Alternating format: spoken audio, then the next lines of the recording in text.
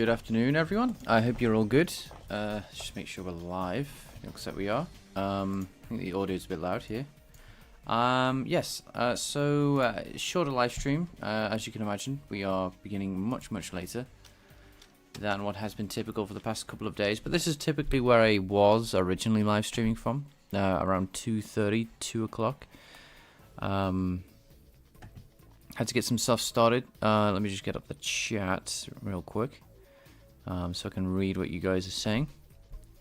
So yeah, we let's just do a recap once I got the chat open. Fantastic. Okay, so we did didn't do as much as I want yesterday on the filament. Let me just get that up. I'm just on my Discord right now. This is the Discord. Anyone can join. Hello, Emmanuel. How you doing, dude? Thank you for joining in the live stream. Let me just get myself together, and we'll where's the film? Oh, I left it in my notes actually. Let's just go to my notes. My notes is actually where it is. So you can just open it like this. Fantastic. Okay, so what happened yesterday? For those who weren't there, we did a lot. My goal was to get as far as I could through this filament thing, and I got to about, I don't know, I got as far as I could just about do a basic BRDF. So we got about here from the top, which I don't know, I did a little bit of how to reduce the issues with this anyway, which was not ideal. I wanted to get further along with this, but that being said, the reason that despite working for like 8 hours on this, we only got, you know, like maybe 2 pages through, you know, if we chopped that into a book or something. We made a bunch of progress. So the first thing that we were able to fix was, if I take you to my loop, main loop, okay, so the first thing that I can just say is that we have a new instance of reflection factor that gets uploaded. Also, live learned, yes, we did do that. I forgot, thank you for reminding me. Yes, we learned how to edit shaders live through RenderDoc. We I fixed a bug in my renderer that was incorrectly increasing this instance count. So we had a buffer device overdraw. We got rid of that issue. I also fixed my shaders. My shaders were accessing potential data that was out of bounds. So for this, for example, we had I assumed that every single model I was having had a texture, which isn't always the case. And if that was the case, we can't do that. I also started to extract specular, some of the specular stuff out of here. I decided not to go along with that yet because we don't have any way to work out the specular part of lighting yet. We just literally have the BRDF and angle of incidence in our lighting calculation. And of course, based on what we did yesterday when it came to the lighting, I've started a new fragment shader, and with the help of chat, we were able to get the Fresnel distribution and visibility all kind of worked out for the specular lighting, and I was able to at least bring up the ambient lighting a little bit, and we have this kind of, it's not the best lighting in the world, but we have, things aren't as black. So let's just show you what that looks like, assuming that we're okay. So as you can see, this dark, which is we're not controlling right now, this is as dark as something will get, which is kind of useful because I can make this darker, but the lighting is coming from this side exclusively. It's a directional light on this dark anyway, and so it's kind of useful to have this kind of like not complete blackness. So if I turn off the debug geometry, now even in the what is it called? Even in the darkest part of this skybox, you can see stuff in front of you. Despite it being still very dark, the directional light is a bit random at the moment. The thing I'm not too happy with is the diffuse component of this seems to be So this is lit from this direction, and as you can see, these are bright white bits, which is the specular component of this model, which means it's just the shiny part of the BRDF calculation, which stands for bidirectional reflectance distribution function, which has a specular part and a diffuse part to it, and the specular part seems to be good, but the diffuse part seems to be overly dark, which is unfortunate. Yo, Shadow, how you doing, dude? Why not turn off the debug geometry by default?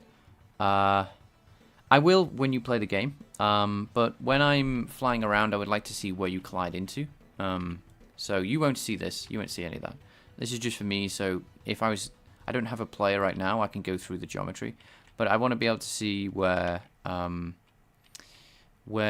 player is, and I think that's easier for me to do that if I have. It also tells me where everything is, so there's stuff over there that may be hard to see in the dark, right? But now if I turn on the debug geometry, it has no lighting effect. I can very easily get to where I need to. So that's the idea behind that. So the spec, yes, so the specular is a bit, I think, overwhelming, the diffuse part. I could turn up the intensity, but that leads to, I'll show you. So if I take the intensity of the light and I like increase it, let's just say tenfold, where we do 2 times, you know. Damn, you're getting lighting crazy. Which is good. Yeah, thank you. Oh no, it's not too bad actually. Whereas last time we had this horrible banding. We had this like stripe, like along the edge. But no, that seems good. Okay, so for directional light, that doesn't seem too bad. Yes. Okay, so that's actually got the diffuse part correct.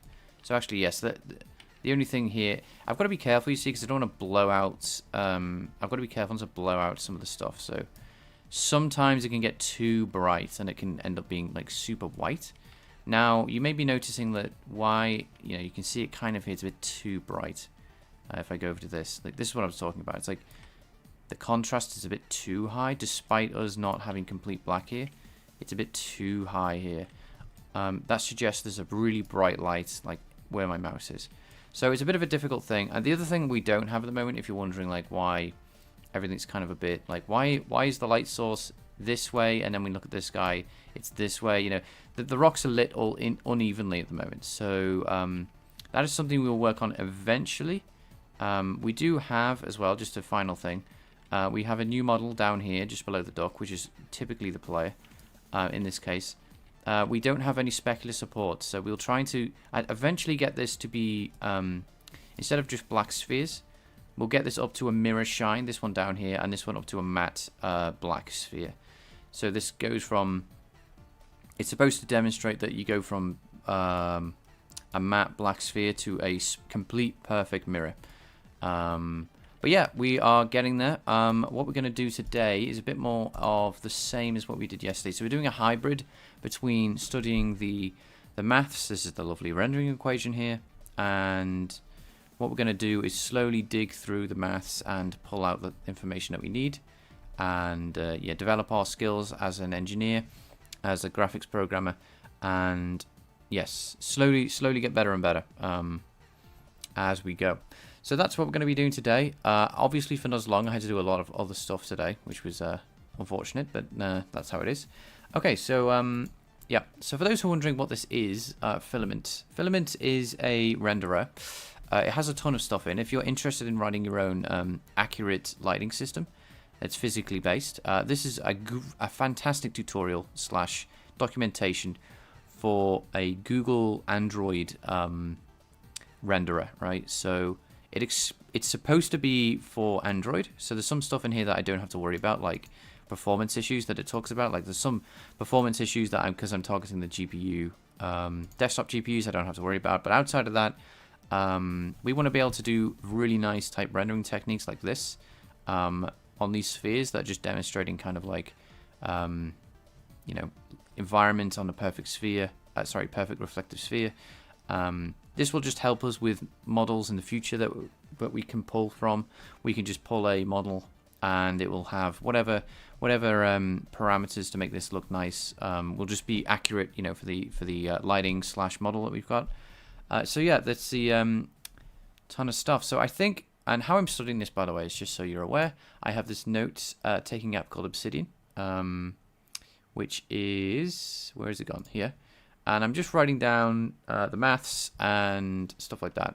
I will read this out loud though, so you're not just sitting here in silence as I go through.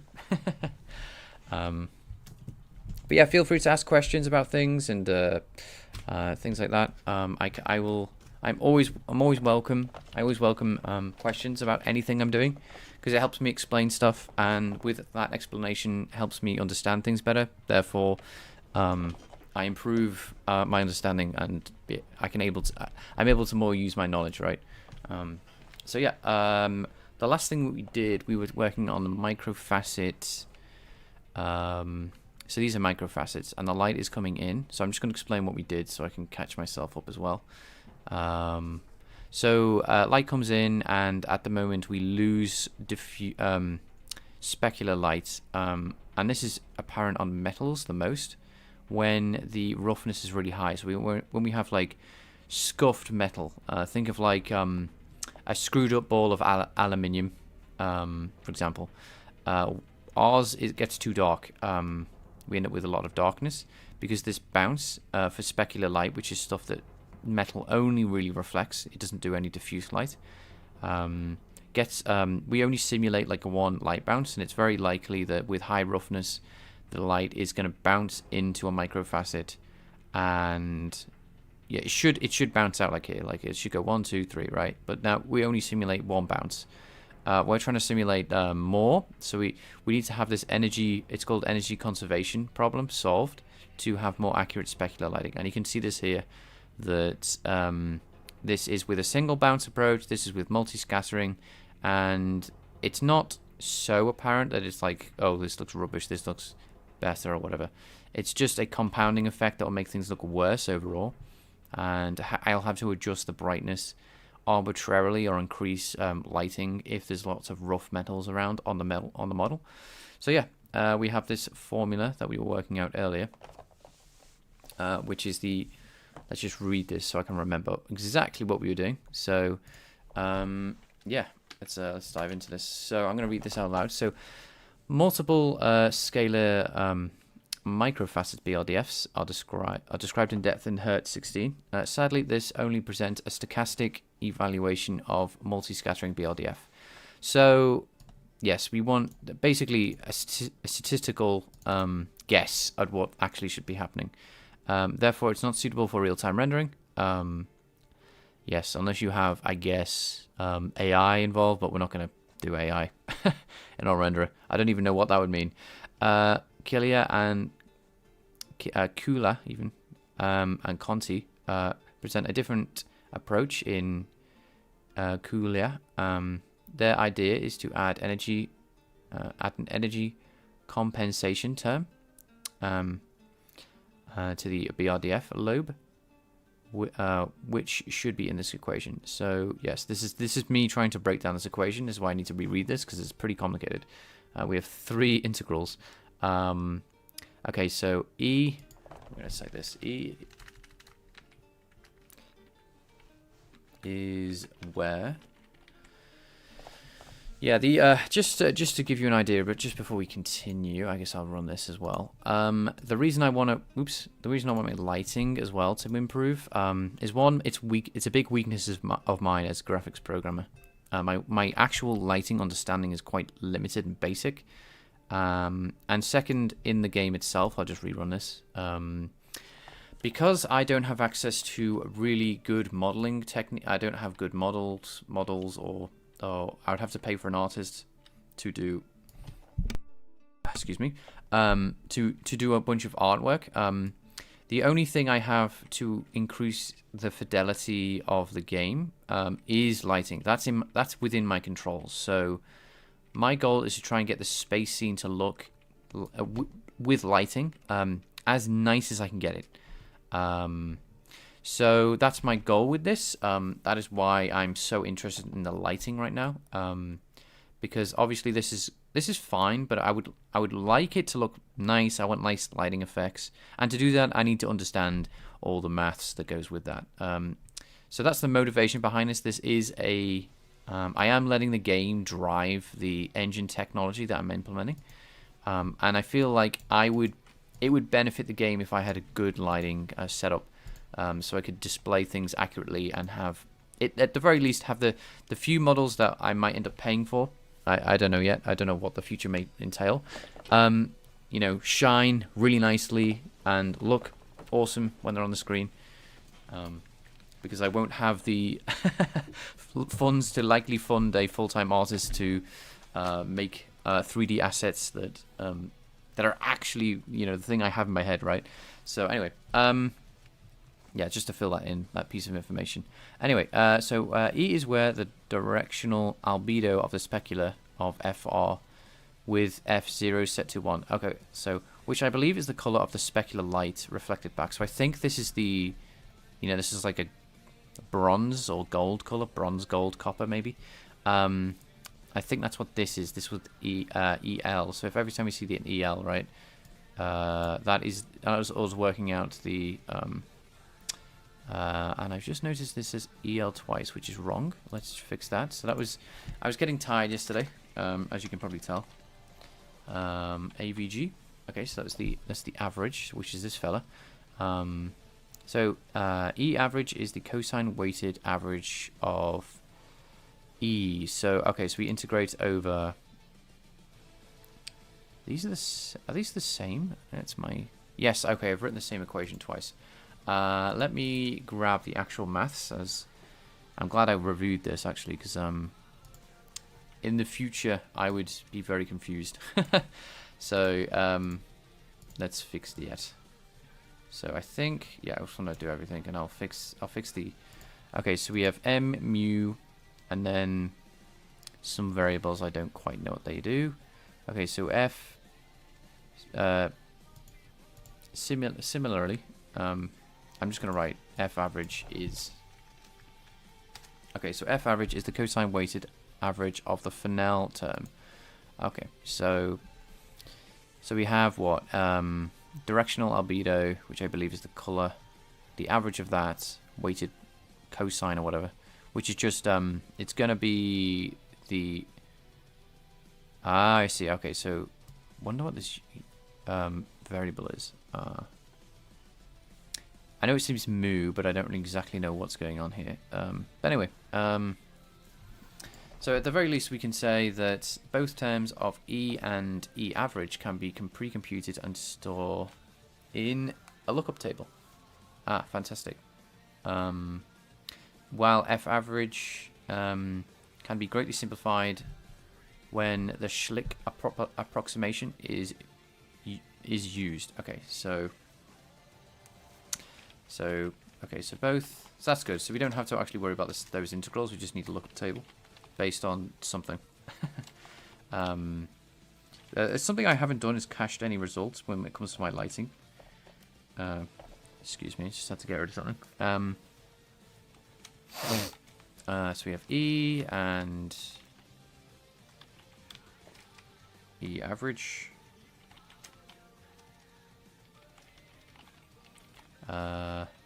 So this is for, I write these notes so I can look at these things later, and then at the end of the day, at the end of the stream, I try to do anyway, if I'm disciplined, to do a bunch of revision, so I can catch up what I've been doing. So stored, you know, remember what I've been doing when I'm tired and don't have as much computational ability left.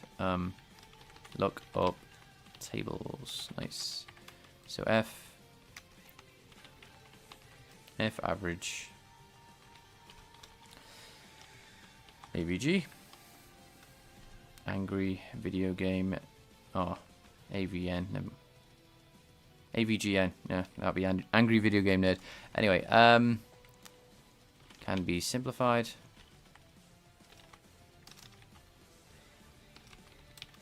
when the Schlick approximation. So it's good to know these things so I can actually learn like how to modify them. The problem is this isn't teaching me literally everything. It's getting I don't know, 80% of the way there with the information. So some of the stuff I'm gonna have to look up outside Or if someone is very knowledgeable in chat, I'll end up asking them. Which sometimes happens, which is always fun. So F normal, which is just, that should be F underscore 0. Oops, 0. Fantastic. Okay, so what do we have? We have this new lobe is combined with the original single scatter lobe. What is lobe? Scattered lobe. This thing I don't quite understand. Hello, Mabdo. How you doing, dude? Good to see you, my man. Glad you caught the shorter stream. Oops. This new lobe is combined with the... I saw the duck, obviously. Fantastic. I'm so glad you were able to get that far. This new lobe is combined with the original single scatter lobe, previously noted FR. So what is this referring to? What's FSS? So what I'm doing here, Mado, is just trying to get better at lighting, like we did. Quack indeed. Yeah, we need like duck emojis or something in the chat. I don't know if that's even possible. As we all know, I have had ducks in my game engine for ages now. All hail the ducks. So, okay, in Lagarde's... Lagarde? With credit to Emmanuel, Terquin, Lagarde, and Gorbulov make the... You're gonna have to excuse my name, sorry, I apologize. Make the observation that equation 27 can be simplified to F0. They also propose to apply energy compensation by additionally by adding a scaled GTX specular lobe. So the light is just a vector and a color.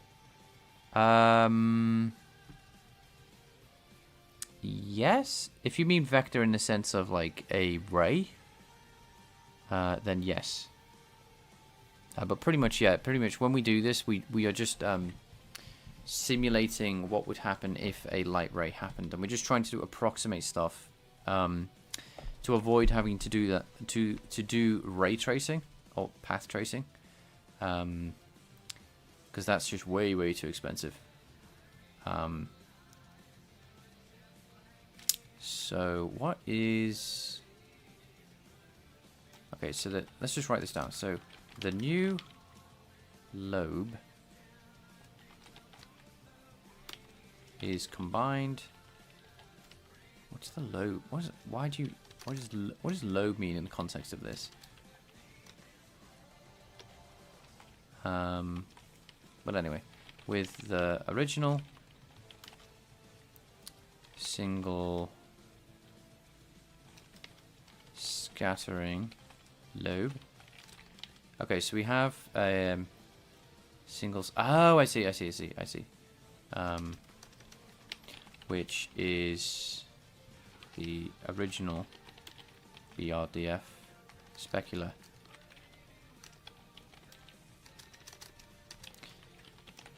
BRDF. Yeah, you can think of it like this, you know, when it comes to light. We're faking this. You know, light comes in. Sometimes we're faking the scattering, and we're affecting the specular, which is just the reflected stuff. And then we add these two together, and then we get the light. The approximation that we're using here is to try and simulate the micro facets, which are just bumps in a surface that you can't see with the naked eye. And these approximations are, you know, and here we're just trying to make sure that we don't lose what is it called? We don't lose energy as we go. Right, so original specular BRDF. So I think this is just going to be. So what do I want to say? F. Okay, so there's the specular. So we have this plus that, right? By the looks of things. Are you going to add these calculations to the shaders? Yes, exactly the point, right? I'll just show you, Mado. But we are slowly getting there. We're slowly improving the lighting as we go. If we turn off that, we're slowly getting better. We're not there yet, obviously, but you can see that things are starting to make sense lighting-wise. So if we're lit this way, I'm trying to avoid complete darkness. That's why this duck is lit like that.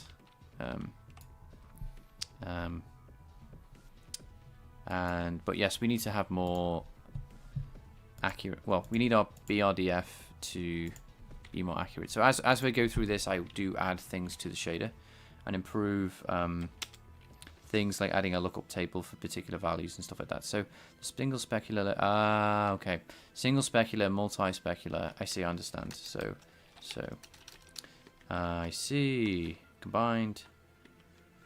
New lobe combined. F. So let's just type this in. So I didn't quite get this, but now I get it. FR, which is the new thing, with the original specular lobe. And this is F single specular. You see what they did there? SS and the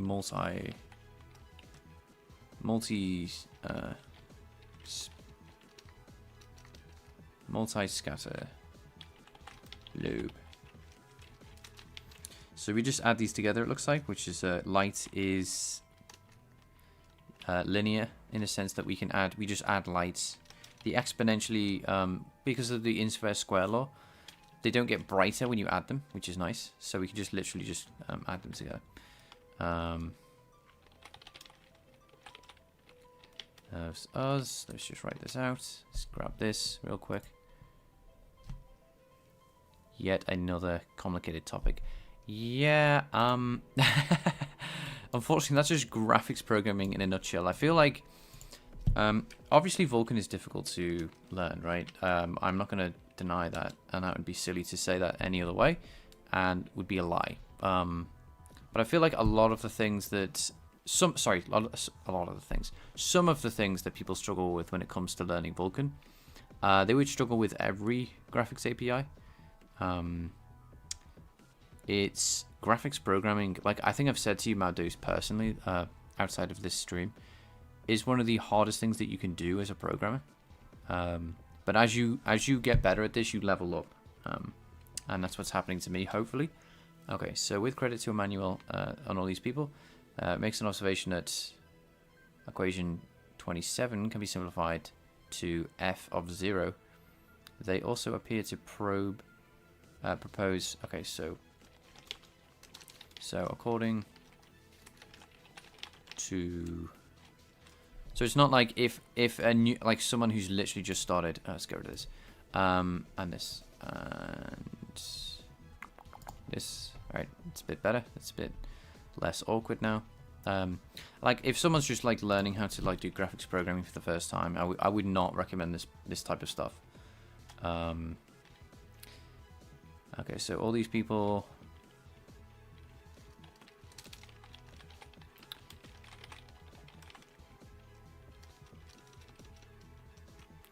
Alright, screw it. We'll just add them in. Doesn't really complicate things.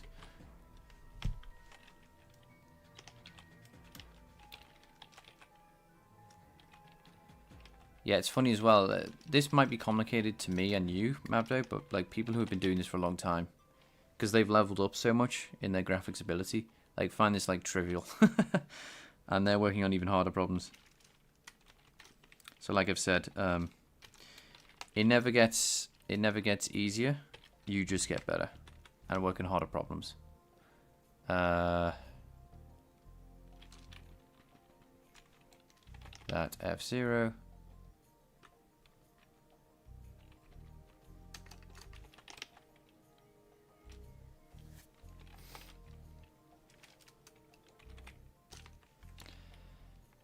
F average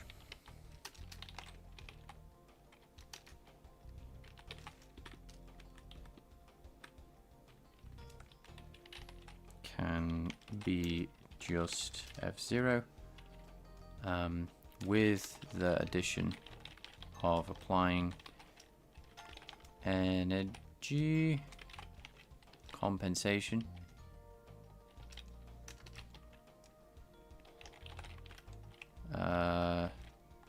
by adding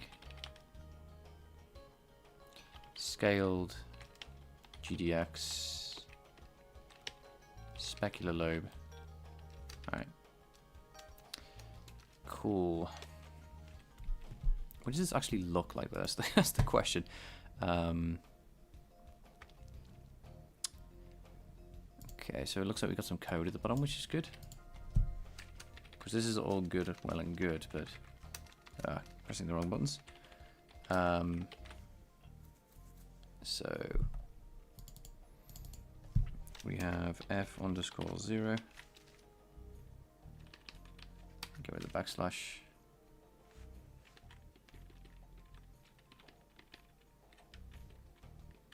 Oh, I got rid of this. Hang on.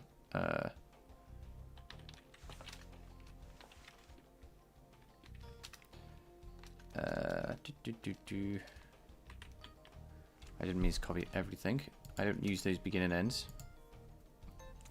Alright, fantastic. So we have the E average and the single specular.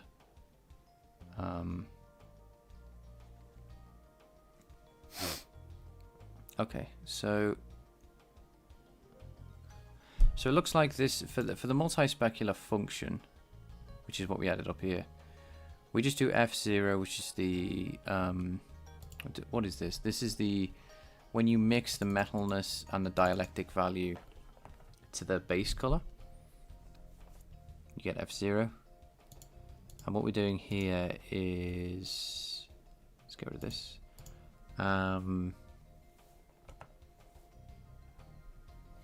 This is my first encounter with anything graphics. Yeah, just take it slow, dude. I mean, when I say slow, I mean you don't have to dive into papers and how this works like straight off rip. Like some of the stuff is like much simpler.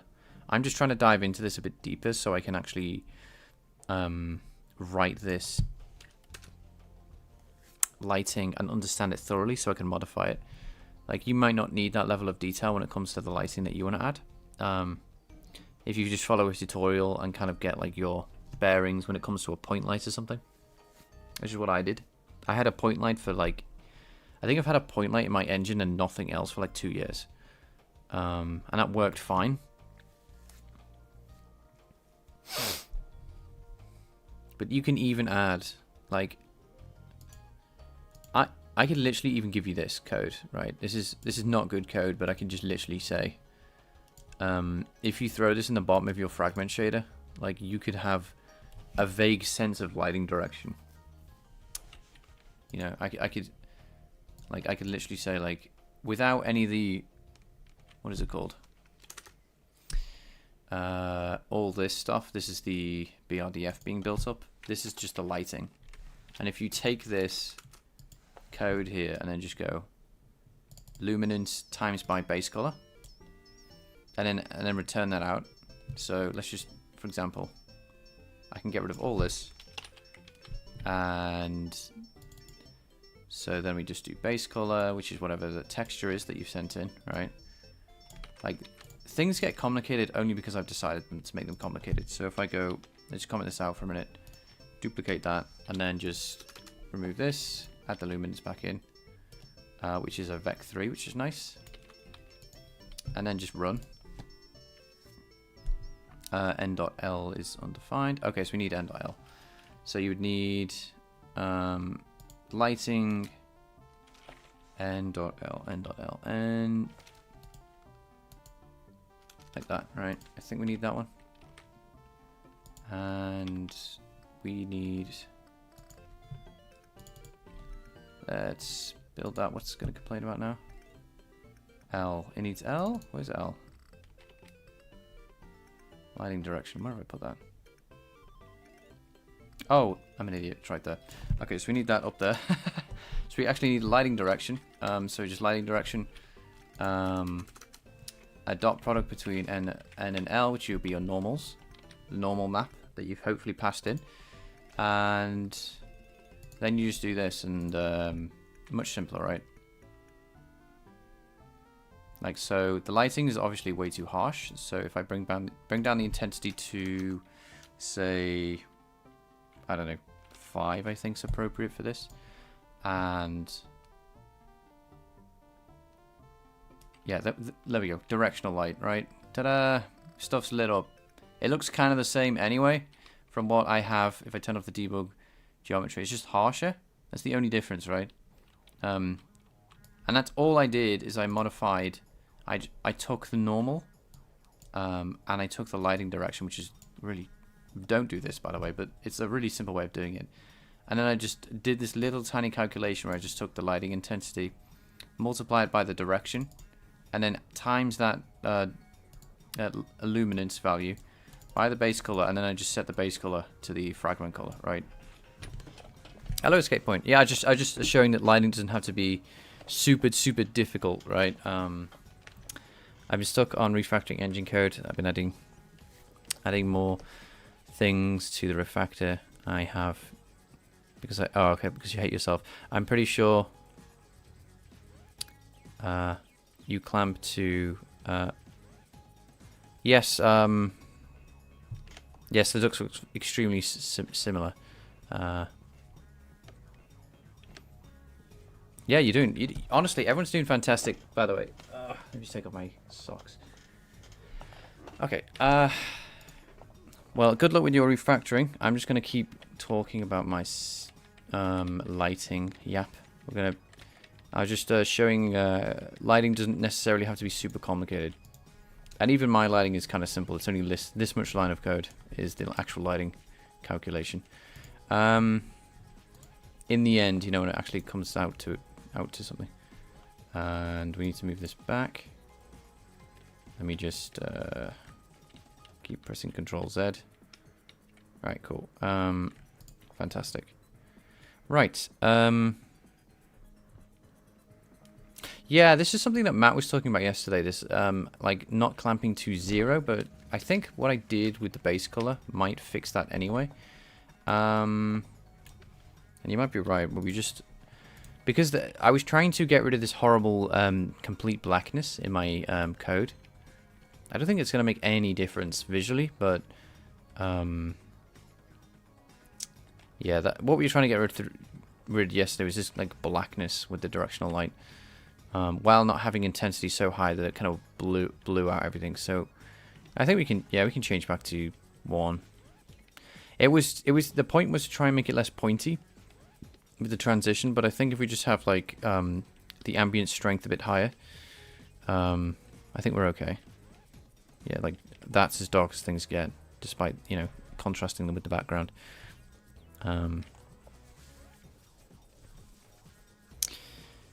The directional light is the sun. Yes.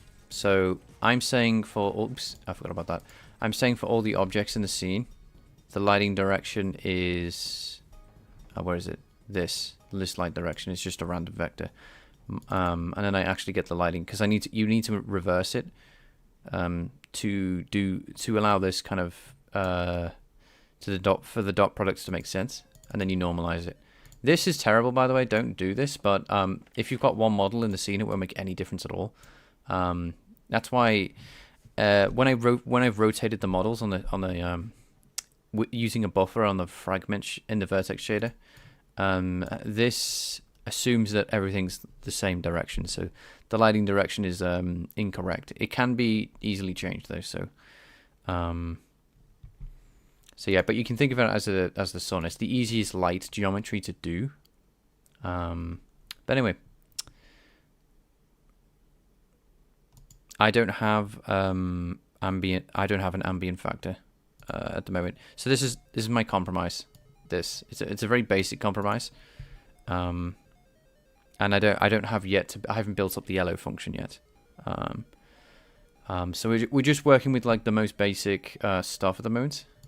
But we will be building stuff at the moment, trying to do this. So let's get back into it. I think I've demonstrated enough stuff for you guys to understand kind of what's going on and not be too intimidated. I just wanted to make lighting not seem absolutely impenetrable. Anyway, the key insight is that the L, which is the lighting direction vector, can not be pre-computed, but can not only be pre-computed, but also shared with image-based lighting pre-integration. Wow. The multi-scatter energy compensation formula thus becomes, I see, okay. So, we, of course, can pre-compute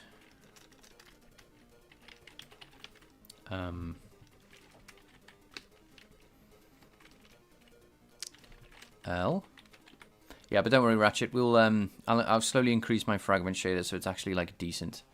At the moment, it's like, I don't know, baby's first physically based renderer type stuff. But we'll improve it as we go.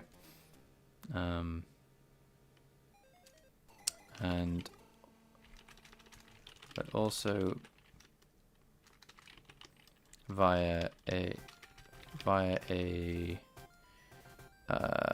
lookup table.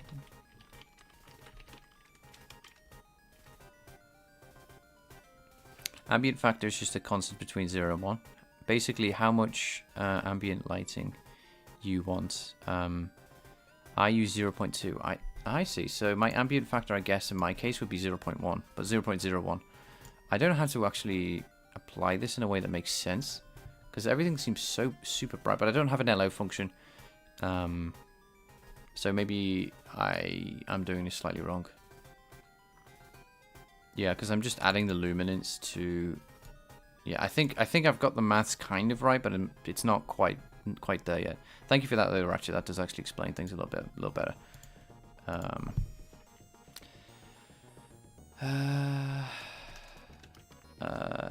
It can also be shared with image-based lighting for pre-integration. So the multi scattering. First thing, we'll get the multi scattering done. It just seems a bit odd that we're doing this now, rather than like 20 other things that we could do instead. But whatever. I don't know how expensive this is, but I assume because this maths is for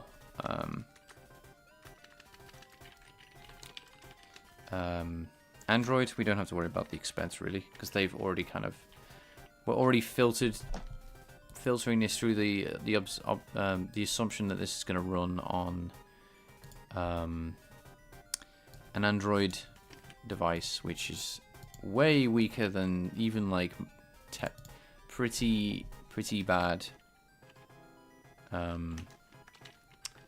What is it called? Pretty bad GPUs. Pretty bad. Oh, that's how you do that. I had no idea. Okay, that's really good to know. I might correct some of my notes in the future then. Okay. Yeah, that's basically it. You have that already. I just don't use this anymore because I have IBL. Got ya. Nice. Yeah, I think I worked it out by accident yesterday. Right, basically the end of the live stream, which was nice. But yeah, we'll slowly level up as we get better and better. I'm quite excited. Oh, we're getting a lot of Mickey Mouse Castle of Illusions music today, which is pretty sick. I played some. I played my dad's Mega Drive a lot when I was a kid, which eventually got donated to me because he didn't play anymore. So That was a W. Good to play a bunch of old games.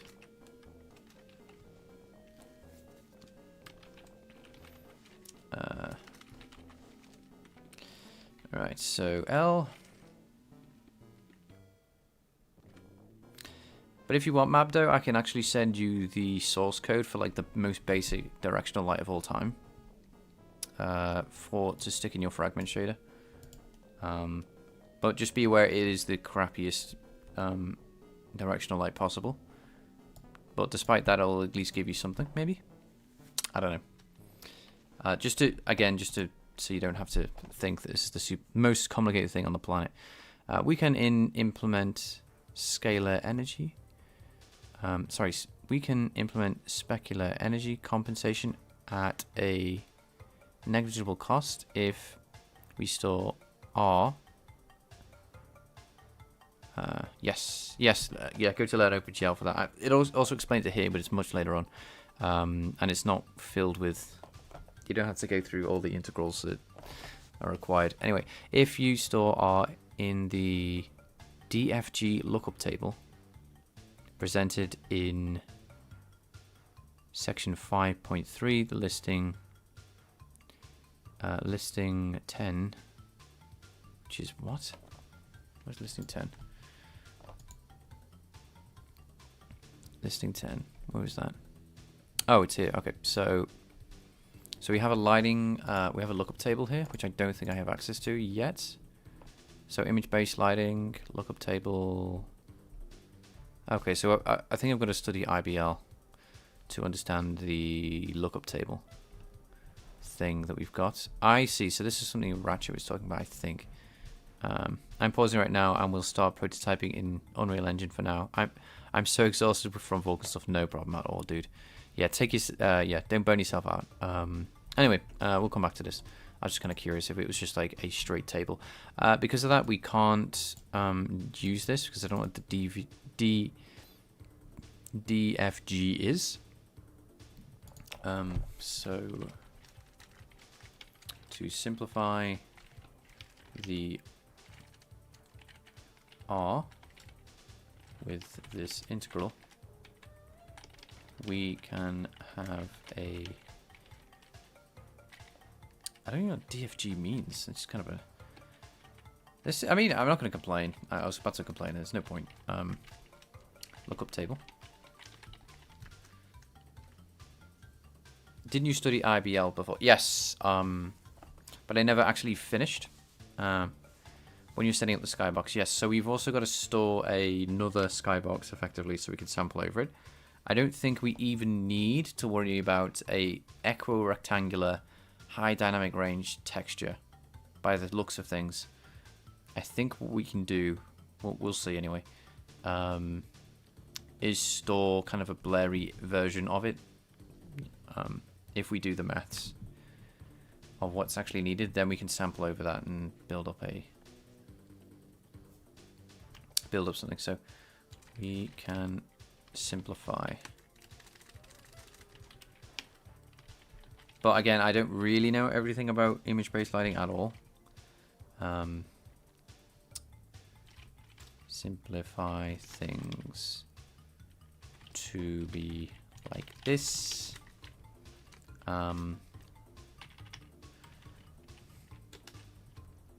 But yeah, I would like to build my lighting up before I worry about IBL. Because I was jumping ahead. So 1.0 plus F0 1.0 divided by dfg.y, so that's a lookup table, I think. I'm not exactly sure what that's supposed to be or how to get it or what lookup tables look like. So scale the specular lobe to account for multi-scattering. Okay, so this is something to maybe comment out in my engine. So with FR, which I think I've just called F, multiplied multi equals pixel dot energy conservation. Pixel dot energy conservation. What on earth is that? Compensation.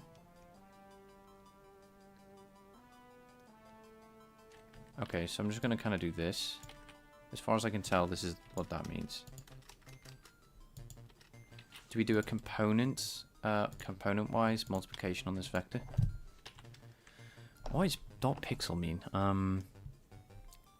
I don't think it's that important. I think we can probably figure out dot pixel just means an object reference, but this is just a snippet from their source code. So please refer to 5.3 and section 5.3 to learn how to look up tables derived from. Okay, so if I look at this, let's just see. Right, so this is how we derive the. Whoa, this is how we derive the multi-scattering. Looks like fantastic. Okay, so pre-compute multi-scattering. Cool. And we will load in some kind of data. Looks like into a texture. And then we can do the multi-scattering approach with a pre-computed thingy. Fantastic. Okay, so I will now. Okay, so I finished that. I'm just gonna write a note to myself. Note. Actually, I have not yet learned how to pre-compute DFGF lookup tables. That's not stables, tables. Alright, cool. Let's add this to a note. I think it's pretty small, despite its being okay, so we have two. Good. I split this up yesterday. Thank you. Thank you, yesterday escape point. Alright, so let's make this into a note. And okay, so this is obviously graphics theory again.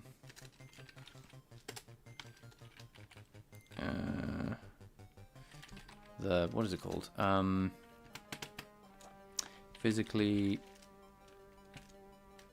based renderer. See, rendering is probably accurate. Yeah, I'll probably change that to IG. And let's grab our thing that we made a note on yesterday. So we listen to some music. Okay, so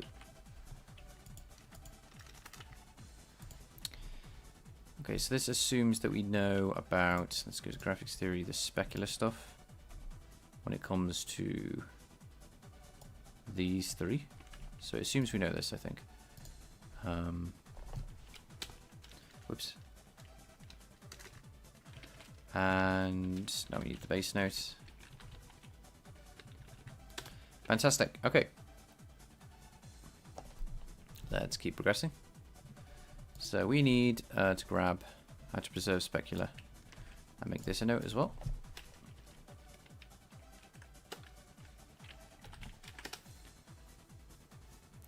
Do you set for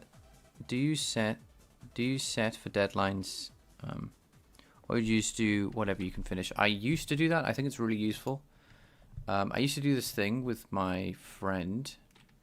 If I failed to reach a deadline, I would give him 50 quid or 50 pounds, if you don't know what quid means. I never gave him any money. So it is really useful to do. It's just I haven't gotten that situation. I just haven't done it in a while. Yeah, so what I'm trying to say there is deadlines are good if there's a consequence to missing them. Otherwise, they're kind of useless. You just feel bad and nothing really happens.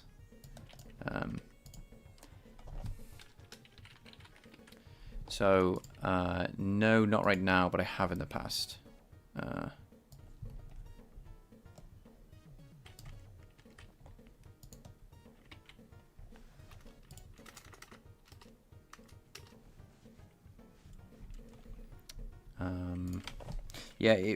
It's there's a couple of things with deadlines. You've got to be careful that they're not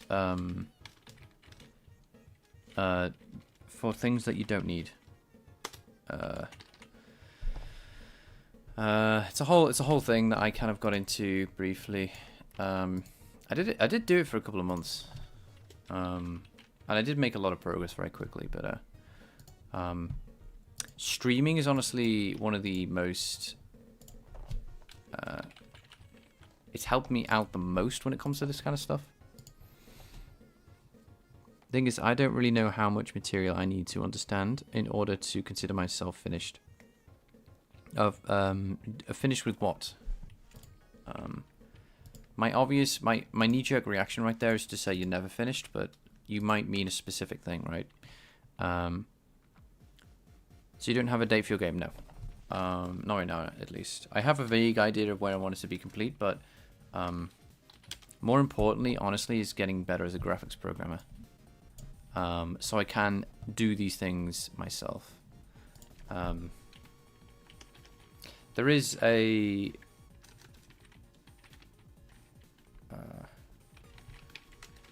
I do have deadlines and stuff like that, by the way, but I don't share them.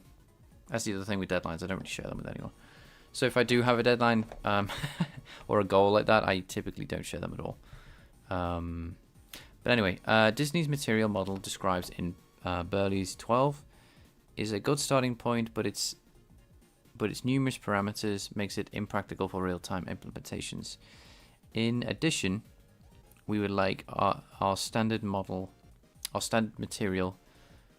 model to be easy to understand and easy to use for both artists and devs.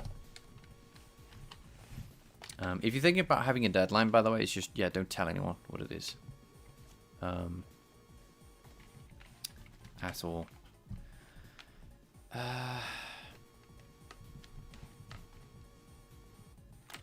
Okay, so Disney's... That's just some advice about some psychiatrist thing. Told me that a while ago on YouTube.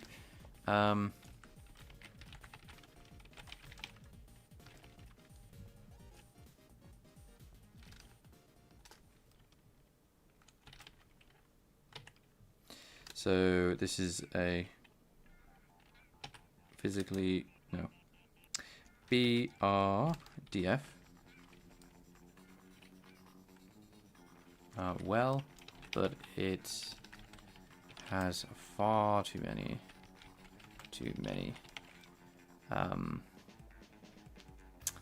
parameters.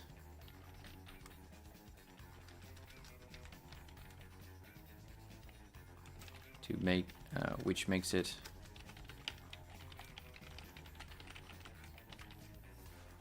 impractical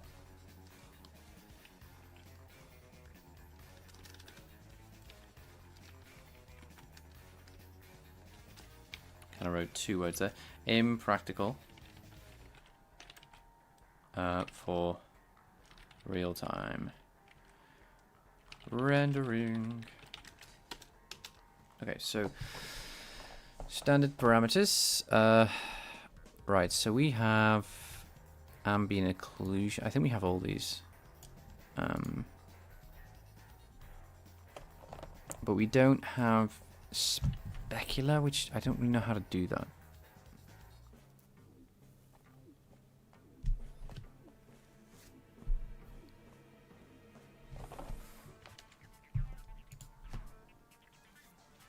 Yeah, maybe I should have deadlines for this game. I don't know.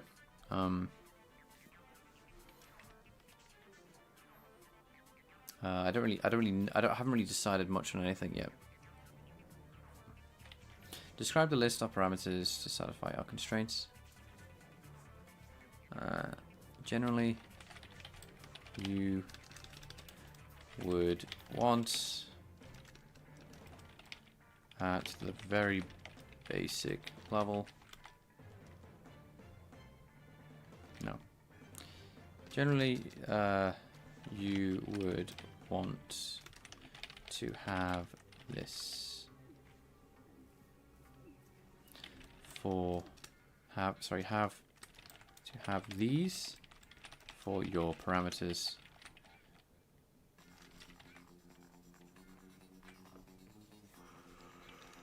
Oh, excuse me.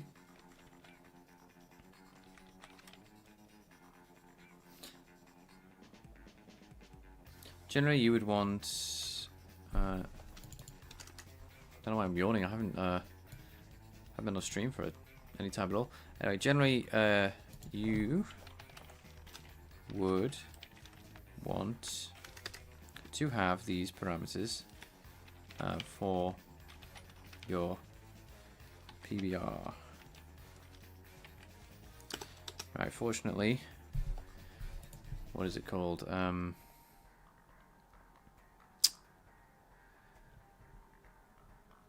We can insert a table very nicely. The only downside is it doesn't allow you to space this very well, but it's fine. Maybe we'll get a definition of truly what albedo means in this. Which I do believe what Ratchet said yesterday with albedo is just what is reflected back. So base color, which I actually have.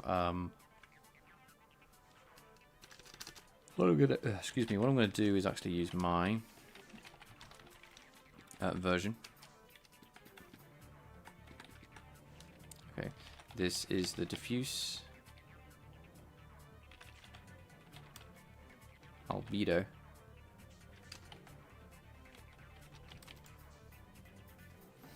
Yeah, for non-metallic. I wonder if I can render metallic. I actually don't know. Surfaces and specular. Oh, okay. So, and the specular color for metallic surfaces. Didn't know that.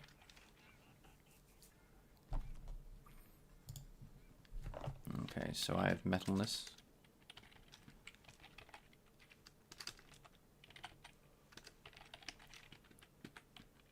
There we go. Whether a surface appears dielectric or conductor, often used as a binary value. I don't think mine is, but I'll just say I'll leave that out. I think mine's a sliding scale. Might be a Android specific thing, that.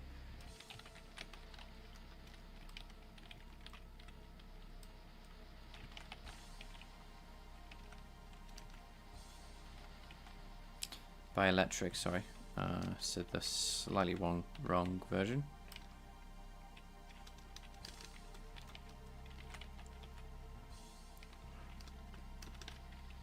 Yeah, mine's just a texture, so I think mine's continuous range from 0 to 1, including 1.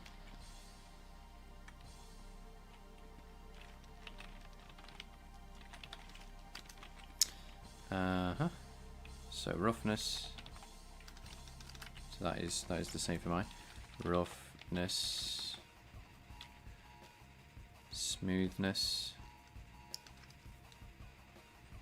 Smooth surfaces exhibit sharp reflections. Yes. Okay. So how rough something is from smooth to rough.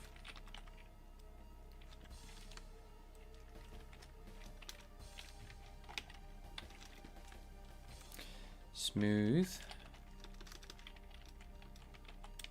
surfaces exhibit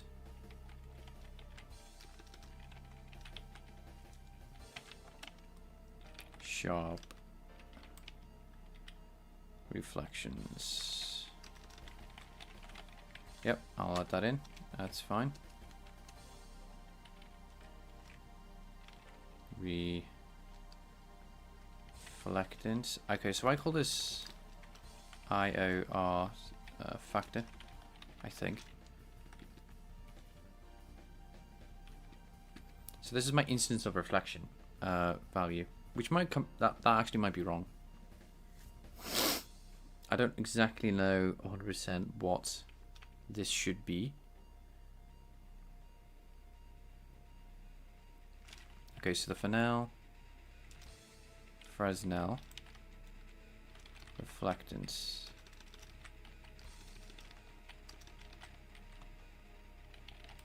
at a normal incident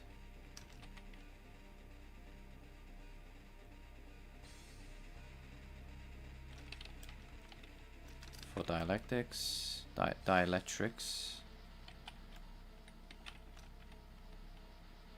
surface. So the Fresnel reflectance of normal is the normal instance for, yes, okay. This replaces an explicit instance of reflection. Yeah, it's true. I'm not even using it. Let me look at my.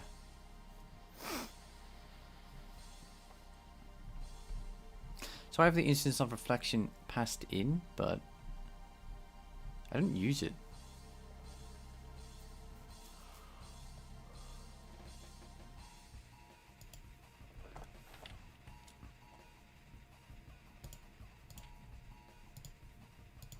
All right, so I'm gonna add a kind of like make this red.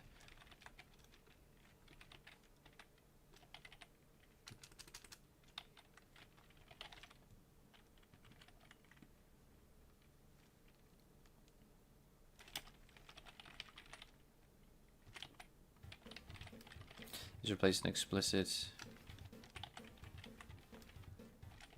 index of refraction, sorry. Index of refraction. I actually don't know. Okay, so emissive.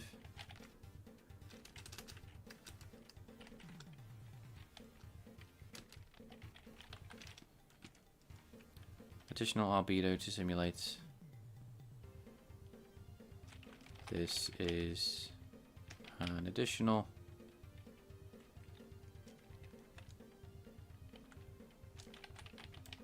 diffuse to simulate emissive surfaces. This parameter is mostly useful in high dynamic range pipelines with Bloom pass. Ah, okay.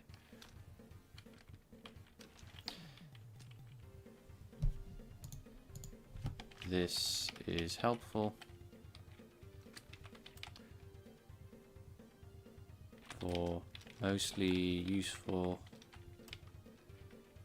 Sorry, this is helpful in HDR for with Bloom.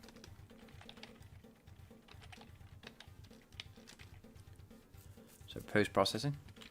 So yeah, I really don't know ambient occlusion, but I call this AO. So AO. And I don't know if I even have this in my new shader. Let's just see. So what do we have passed in? We have roughness, you have occlusion, but you have ambient occlusion. Is that the same thing?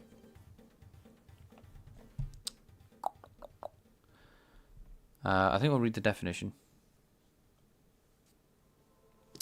Maybe another question is, how long have you been working on this game?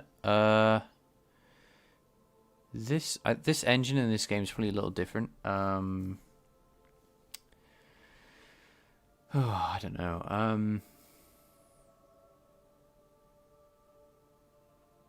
4 months, maybe?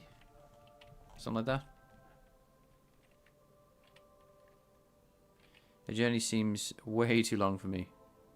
Oh, yeah. I think you should lower the scope of your game, if that's the case. Like I said, I did set you a game that I would like to play that was by you. It was 2 objects touching, and when they touch, I win or I lose. And I have no user input on that. I know it seems silly to like... I know it's lame and you've got probably like 20 different ideas that are 10 times better than that. But... And can you even call that a game? Yes, no, I'm not even going to debate if that's a game or not, but... Making that, I'm going to call it a game. And... You know, getting someone else to play it goes a lot further than a lot of other people end up... Because even really, really competent game devs, engine devs, like can end up getting stuck and never make a game. And if your goal is to make a game with your own tech, which is like for me, then you got to make sure that you do have a scope that's not big at all.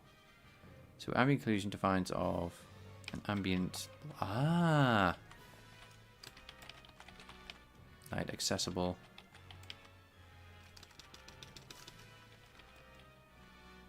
out at a surface point. I wonder what I have then. I wonder what my occlusion factor is. Let me look at my old shader. Yeah, neither have I. Well, I've done a little bit, but not much. My gameplay code is you fly around and you can crash into stuff.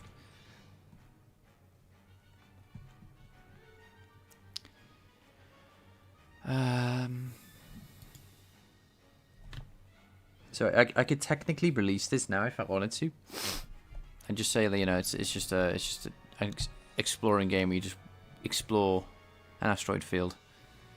You know, nothing's stopping me from releasing this in its current state. You fly around with a duck. That's pretty much it. Yeah, that's that.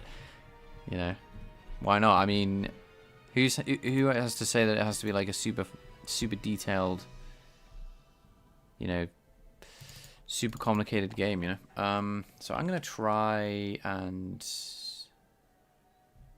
multiply this then, which is this a vector?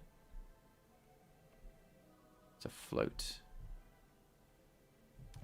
Let's see what that comes out to be.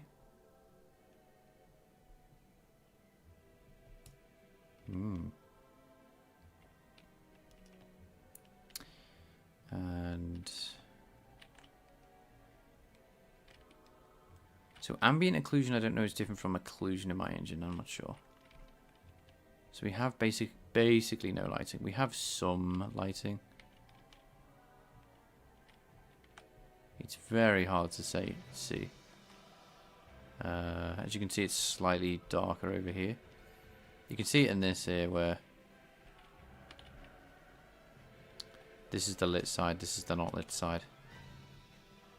Anyway, do you have something coming up in the horizon? Game release wise, I will probably not share that information. Just so I don't curse myself.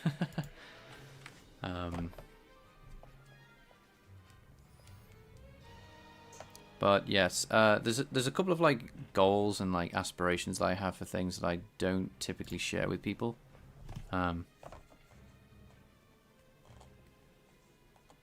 Yeah, so I'll you know, I'll keep you guys posted when it's appropriate to release stuff. It is a pair pixel shadowing factor from 0.0 to 1.0. Okay, so let's just see how I calculate my old ambient occlusion, because I did have that in my old edge. We're starting to stretch the... Yes, we mix the occlusion factor, but we times A. Where's that gone? I'm gonna go my other engine. My other engine does have some more lighting in it than this one had, because this was supposed to be a rewrite of this guy. Oh, that would never be in here. Sorry. Visual. Do this one. It's much better. It was very dark on the other side. Yeah. We'll keep attacking stuff like that.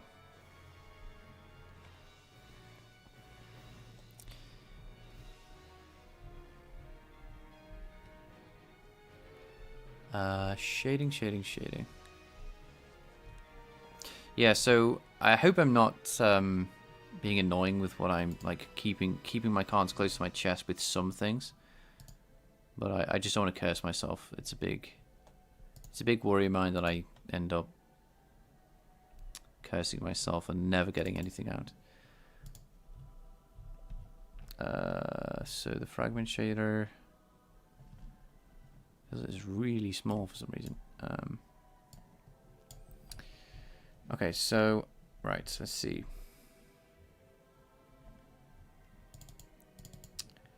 Okay, so we have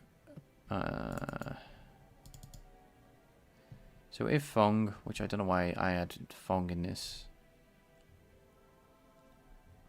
Hello, Matt. How you doing, dude? Good to see you again. No, it's totally fine. I was just chatting. Oh, yeah, appreciate that, dude. It's not more shader stuff today, Matt. Bit of a shorter stream, starting a bit later. Yeah, I just wanted to make sure that I wasn't irritating people by being a bit like coming off as like coy, like maybe I'll release something. You know, it's truly a. If I release something, I'm probably gonna mess. You know, if I say I'm gonna release something, it's probably never gonna come out, basically. Which we want to avoid. Okay, so the occlusion factor. So we have emissive. Where's AO? So calculate lighting, occlusion, roughness. Okay, so we actually have a different compute shader now. That I think does things in. I can't even remember why I did this. Alright, so let's look at my. This would be in .h computing. So this is for these who are wondering, who've just tuned in. This is definitely not. This is my current old. This is my older engine, which spiraled into a big mess. And it's very similar to someone else's codes, which I don't really like. So, okay, so we take in. I believe, yeah, that's occlusion. Yeah, so okay, so we have occlusion, roughness, metal, and when we actually do the lighting, that's the GDX. That's the where it says material color, emissive plus emissive. I guess I should do that.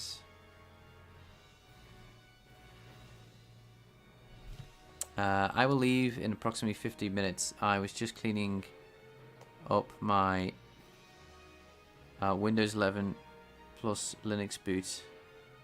4 terabytes is barely enough for Windows 11. Yeah, too many projects is living on my PC. Yeah, I can imagine if you have 2 operating systems, yeah, it's kind of tough. And Windows 11 is pretty.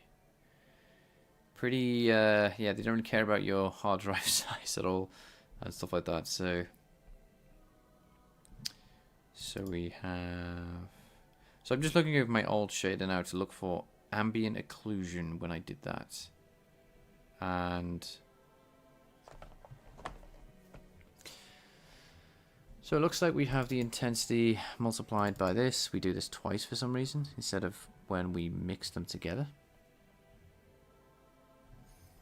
F0 in the formula notation refers to base color here. No, I just do not have it. Alright, so I just don't have ambient occlusion as a variable that I... Because there's the conductor Fresnel. There's the Fresnel mix, which is just specular. So that's our actual BRDF. That's BRDF. We mix the conductor Fresnel, which are probably to do with just, I don't exactly know, but displaying metal differently. Working in 3/4 different projects is a mess. Each one of them took, wow, 500 gigs. Thanks to Preforce. Damn. What's Preforce? Is that like a... Actually, don't know what that is. Is that like assets that get pre-baked with stuff? Oh, it's got some water. Okay, so in my code it doesn't look like I have anything to do with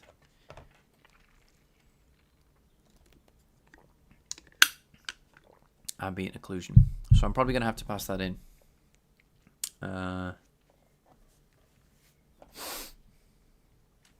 Preforce is an SVN based repo storage like GitHub. But it uses SVN in the back. Yeah, that's I've never used that version control before. I am pretty my old company moved away from it just as it moved from SVN to Git. I just know the paradigms are extremely different. Alright, so despite us having it commented out here, I don't think this exists. So if I go and do this, actually that won't compile, never mind. I'll have to do, yeah, AO I don't think exists anywhere else than there. Alright, so we'll just have to figure out, I don't think it's worked out. So ambient occlusion defines an ambient light accessible at the surface point. Yeah, okay, so it is a per pixel shadow factor from 0 to 1. Is that all it is? It's just a scale factor.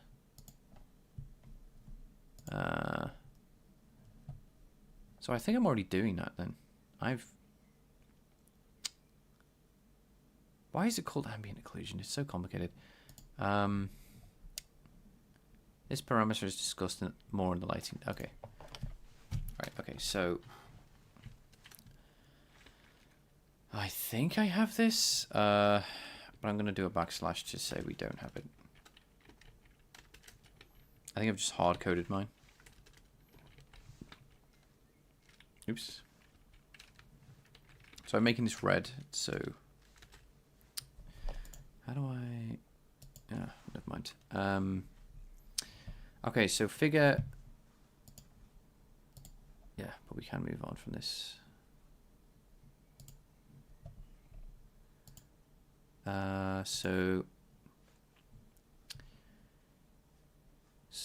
Okay, so figure 17 shows how metallic. I've heard SVN as well is better for artists. They can actually give you your art assets because you don't do version control per repository.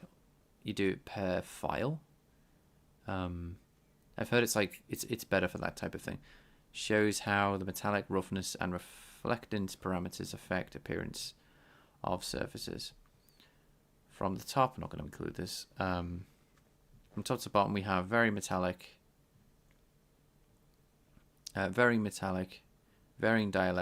dielectrics, roughness, and varying metallic roughness and varying reflectance. Okay, so okay, it's just literally right there. It's just a scalar factor from 1 to 10. All right, so for each pixel, it looks like our AO.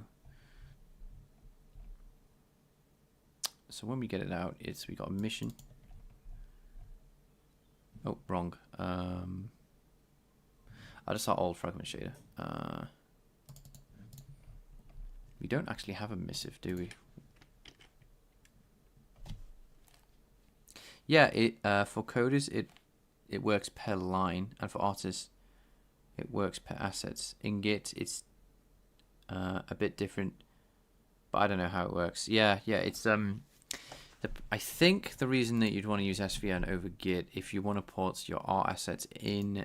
Okay, again, I don't really know SVN very well, so I'm just going to try and compare them based on my rubbish knowledge. Let's just put some music on quick though. I'll put on Challenger. is that in Git, I know this for sure, you can end up with merge collisions in binary files, which includes art assets. And a merge collision is terrible for that because Git will insert a bunch of text where it can in, you know, an image, for example, and it would just break the image. And I don't know what that would look like for anything else. That's a good one. That's a good one. Yeah, let's throw that in. That is a very good suggestion. Let's just throw that into the playlist and put it on. Okay, so we'll pause the timer for this because otherwise I'm not working. I haven't heard this in a while. My sister had this game and I never really played it. If you've never played this, guys, you'll enjoy.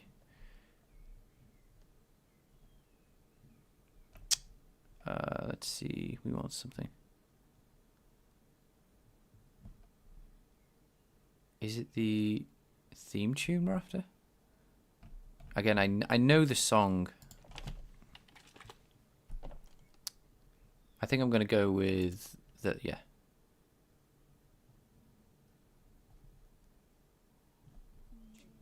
Yeah, I'm going to add this in.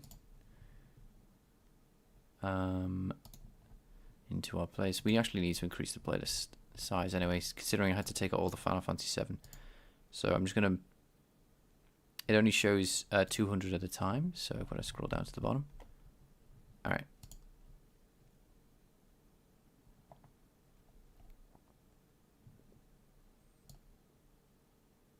Yeah, this is a fun game. If you've ever... It's very goofy. I never got to play it very much, so I just saw people playing it.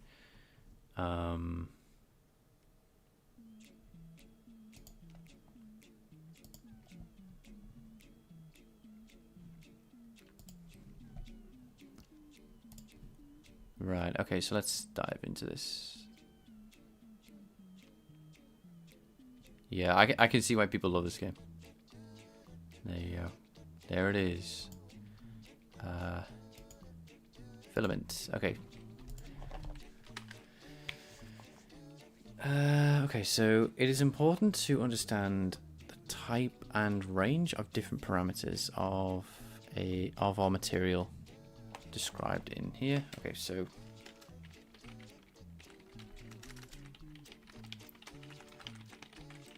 of the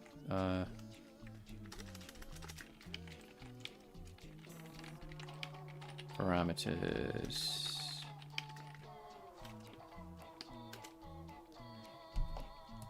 Alright, so let's add in our table so we can kind of learn this as well. So linear RGB, scalar, scalar, scalar. I think it's per pixel, right? It's described in different... Because I have these as textures. Not... Okay, not reflectance though, but I have these two as textures. And I'm kind of confused what it means when it's a scalar. I mean, it does scale from 1 to 10, but it's like green to blue would be the value. So it's a per pixel, but then I don't linear. So that would be okay. So let's work this out. So I'm storing my metal and roughness in RGB and Z for emission. So the emissive factor. No, what am I doing? Sorry, sorry, I have occlusion. Sorry, occlusion, scalar, and. But I believe I'm not sure what ambient occlusion is versus just occlusion in my case. So,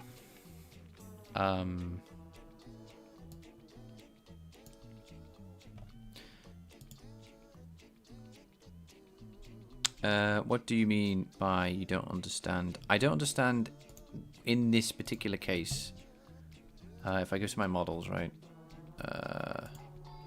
what it's trying to talk, I think it's per fragment. If it's per fragment, it makes sense. But if I open my art assets up a little bit, and I go to this, for this particular model here, my roughness and metallic is in this image, right? So when it says scalar, I'm like, okay.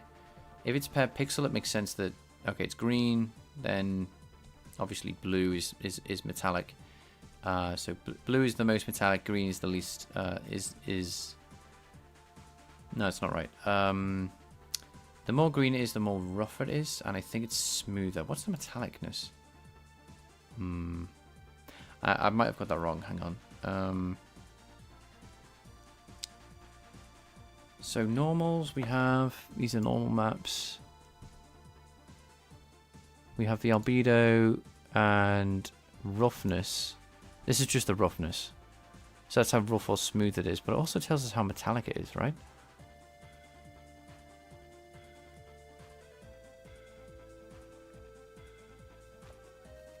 Okay, so per pixel, yes, you're looking at BG, yes, for each type.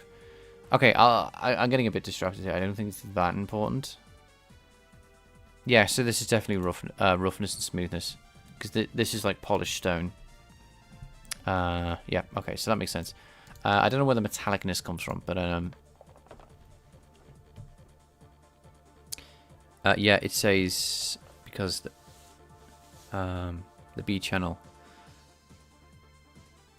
Yes. Ah, I see. Yeah, the B channel. I like that. B and G. Yeah. Okay. Okay. Cool. B for blue. I don't know. Yeah. Okay. I'm just kind of like baffling and confusing myself here unnecessarily. So, note this is per pixel. Oops. Z X in something like a fragment shader. I should say fragment shader. A fragment shader. So I'm going to add a little bit more to this, but it is important to kind of linear RGB. It makes sense, yes, because we sample over our pixels in our texture. Yes, okay, so everything's making sense in my head now. Okay, cool. If it's per pixel, yes, okay.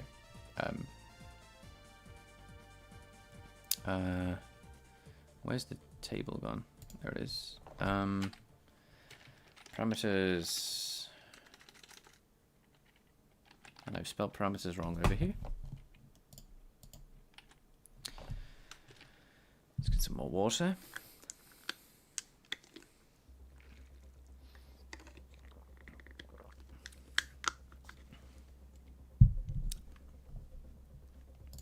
Alright, definition.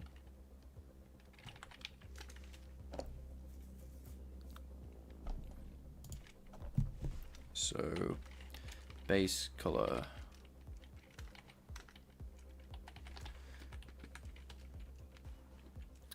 is an RGB value, linear RGB, I guess.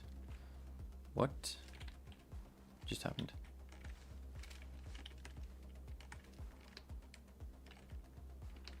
What is happening? Okay, I don't know what happened then.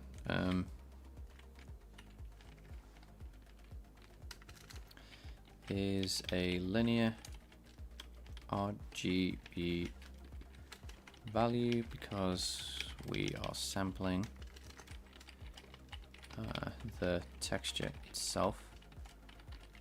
Okay, so the sampling over a standard texture. Standard albedo texture, I guess.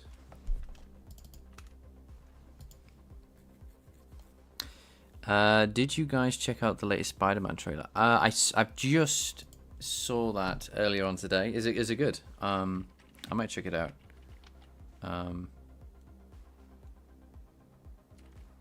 Checked out Zendaya for sure. Nice. I thought it was cartoony, but I might I might have literally I just saw some Spider-Man thing. I was like, oh, okay, there's a new. Okay, so this is a scalar value because we are sampling over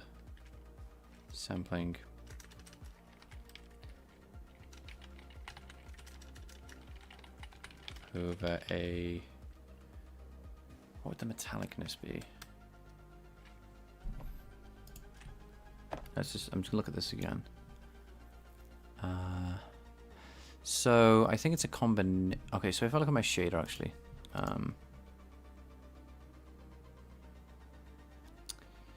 I think RG. So if I look at my metalness, that's the occlusion factor. Then we get this out, which is the, so the occlusion value is red, and we multiply that for the RM. Okay, and we get the green and blue. Yeah, so metalness is green. Sorry, metalness is blue. And roughness is green. Cool. Yeah, sorry for the confusion there. So, I was right. Sampling over a texture. And we include a factor plus the blue value of a texture.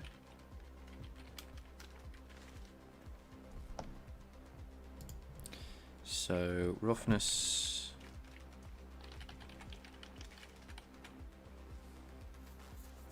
so I'm kind of curious now. Let me mess around with my shader just briefly. I'm starting to guess that I need to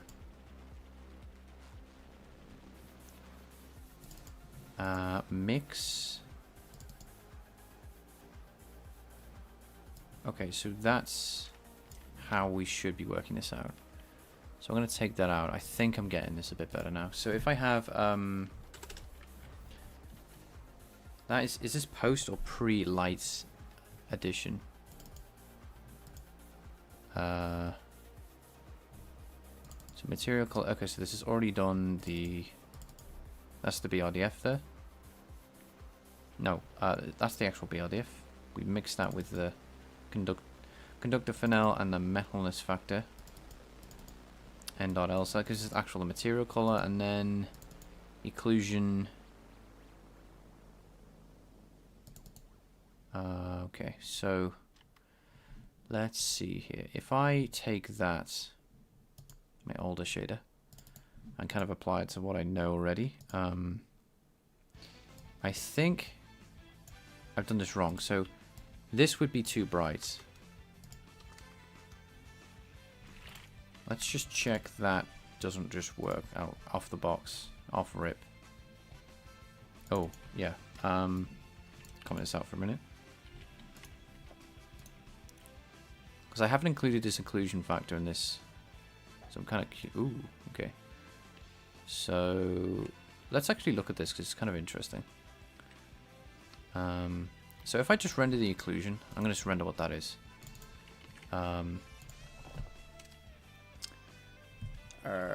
Right, let's think. So what is the occlusion in this case? So if I render it as a vector. Yeah, let's render the... So what I'm going to do is render RGB, so occlusion, roughness, RG, metalness. I'm just going to check what these values are for each thing. Actually, I won't be able to see it, will I? So I'm going to do a 0, 0 for these two. That's just going to give us like a mix, and I don't want to see a mix. So what I'm just trying to work out what this occlusion value is.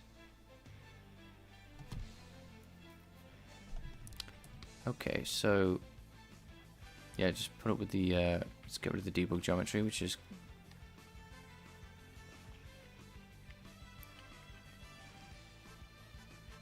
It seems really high. I expected this to be dull.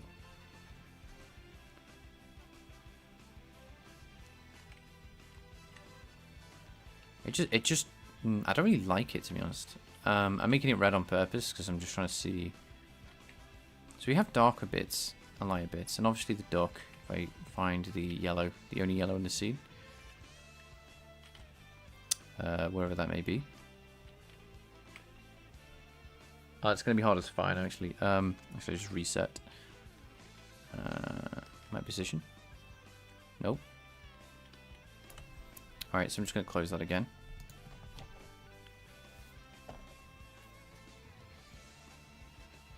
Oh, my eyes, yeah. For the RTX 5090, I have to sell my spleen. Oh, no, is it that bad? Oops. Okay, so the... Everything has the same, like, full-on... Every value is the same. I don't know what the artist's intention of this would be. The occlusion factor. If everything's just one color, does that mean it's just 100% brightness all the time? Yeah, I'm just trying to figure out the intent behind occlusion when I'm pulling it in.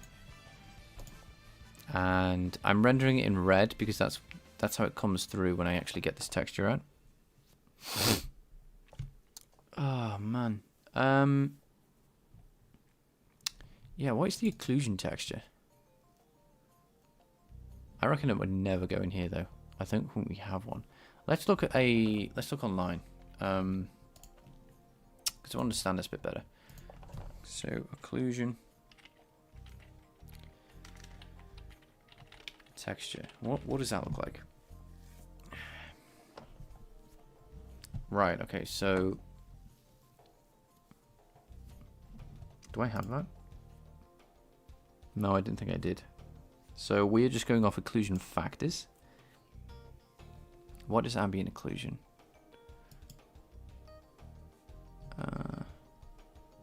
So ambient occlusion is a grayscale map that contains lighting data.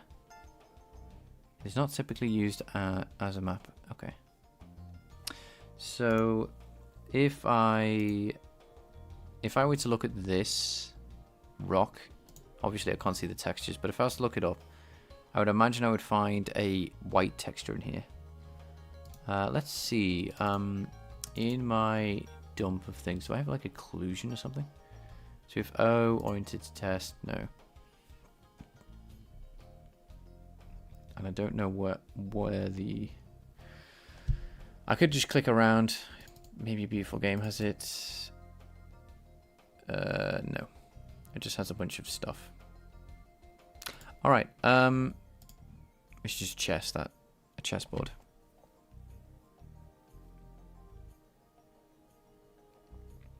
As far as I reckon, it's for texture-based shadowing on meshes. Ah, okay. Thank you. What is it? What is light? What is life indeed? Thank you, Matt. Right, okay, so at the moment we just have an occlusion a factor and a texture, which I don't think we ever use. And if I wanted to apply this factor, which seems to just be on 100% at the time, it's like 100% red. And we can see that if we set it to every single value, which we did earlier, it's basically everything's white. Okay, that's good to know. So I have an occlusion factor, but I don't have occlusion.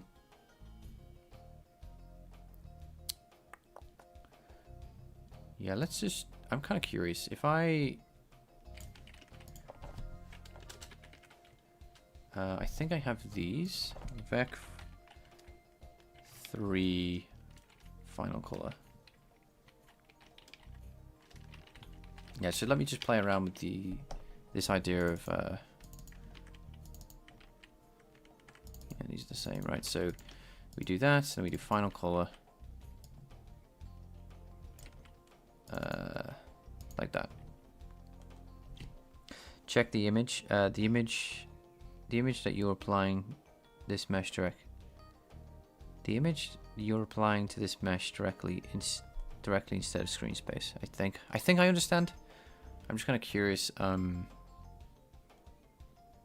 Okay, so we just get bright white again. What is that? Wonder why that is. Oh, what was that? Oh. Warning.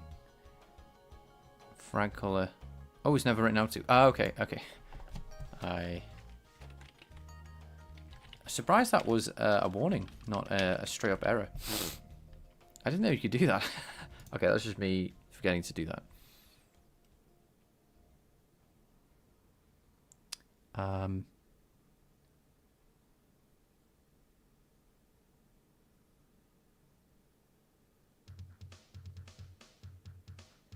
Imagine that you're applying this on mesh directly instead of screen space.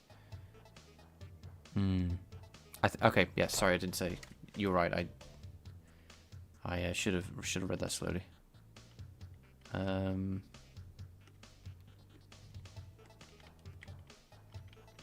Okay, so I think we still have blacks, like straight blacks. Yeah. Okay. So we're now at least using the occlusion factor. Let's re-add in the ambient occlusion though. So it's not ambient occlusion. It's okay. So I need to comment this out.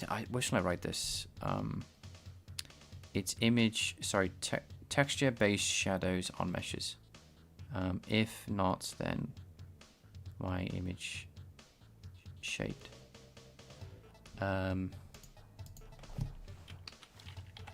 Base color. What do you mean? If not image, then why image shaped? Occlusion mapping. Oh, is that what I'm doing? Yeah, I think I'm doing occlusion mapping, not. So this is multiplied by 0.01, I think. That gets rid of the blacksness in the texture. Yeah.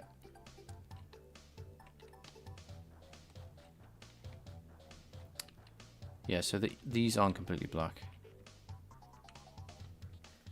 Okay, and they're lit from this side, which is good. Fantastic. I think, okay. So now I think we have... I think I've ran too far ahead of myself here. Occlusion mapping. What is this? I'm kind of curious. Is it the same thing? I think it is. I don't exactly remember, but as far as I remember, ambient occlusion adds some extra embedded shadows at the edges in the image, such as corners,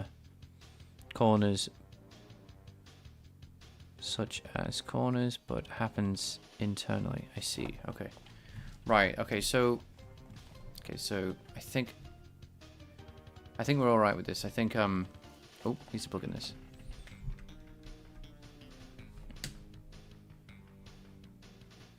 Maybe let it be a bit higher than 0.1. Ambient occlusion is calculated dynamically on geometry. Ah, okay, right, thank you. That actually helps. Right, so you said internally, which meant dynamically. Okay, fantastic. Right, so I was getting confused between occlusion, this stuff, and ambient occlusion. Right, okay. That's good to know. Okay, so we got two very similar phrases. I need to write that down. The reason I'm not doing a bit higher, by the way, is just this would be black in any other case in the real world, because there's only one light there's only one light source. So the fact that this is really dark is just this is like as dark as something can ever get. Yeah, okay, so yeah, okay, things are looking okay. Yeah, but what's the point of having an AO texture? It's a genuine question. You're doing parallax-ish effects on your light source. So areas with... no, I'm not doing parallax. Okay, maybe I need to read this thing and actually understand the individual things. I think I've exhausted my expertise on this, and I'm making assumptions about things I don't quite understand. At the moment, I'm going to say occlusion and ambient occlusion are not the same, and I don't exactly know what the differences are yet, but that's fine. I know that occlusion, what is it called? Is it ambient occlusion? What was the texture we were talking about earlier? Can I scroll up just to read? I'm just going to read up in the chat.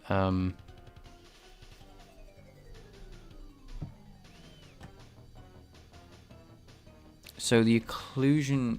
Okay, let's figure this out. Actually, what I'm going to do is I didn't want to do this, but I think it's going to be useful for me. So I'm going to open up Blender and I'm going to grab the rock texture, the rock model, export it out to GLTF, and just see does it have that ambient texture.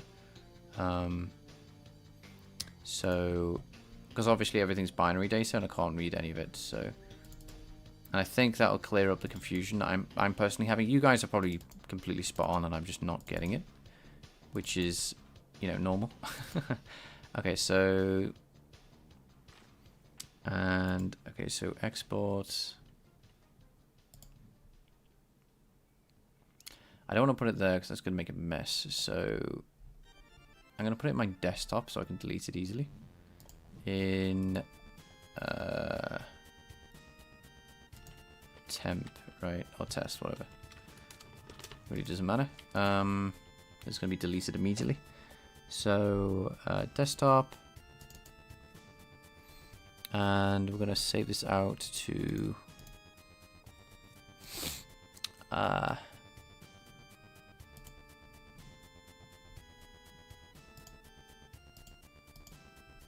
where is the...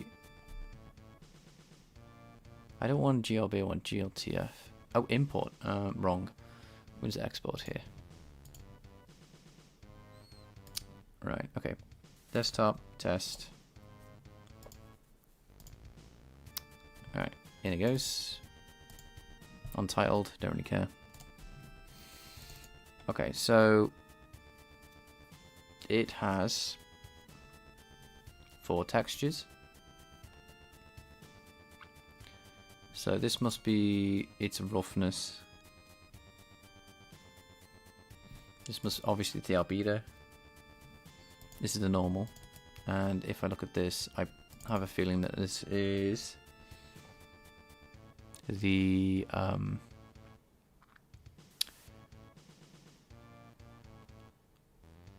yeah, it's backwards there. It's interesting. The shadow-based lights, I think.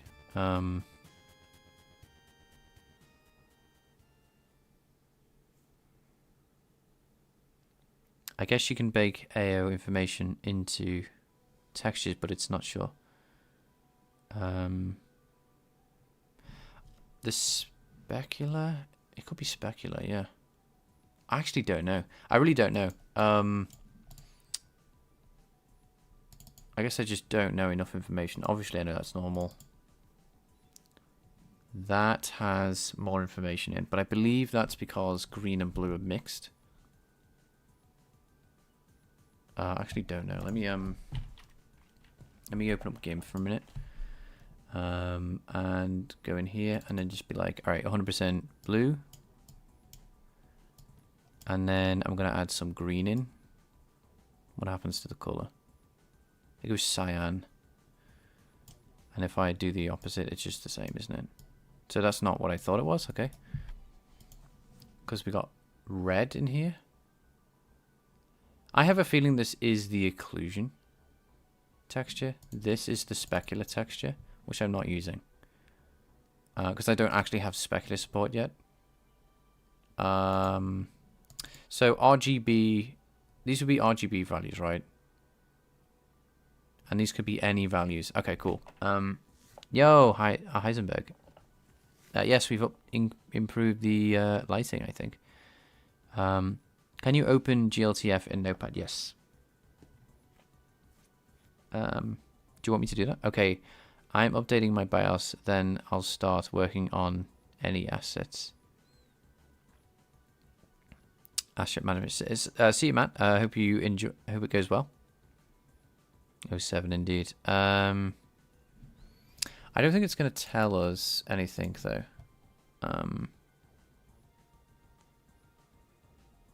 Yes, I can run that for you. So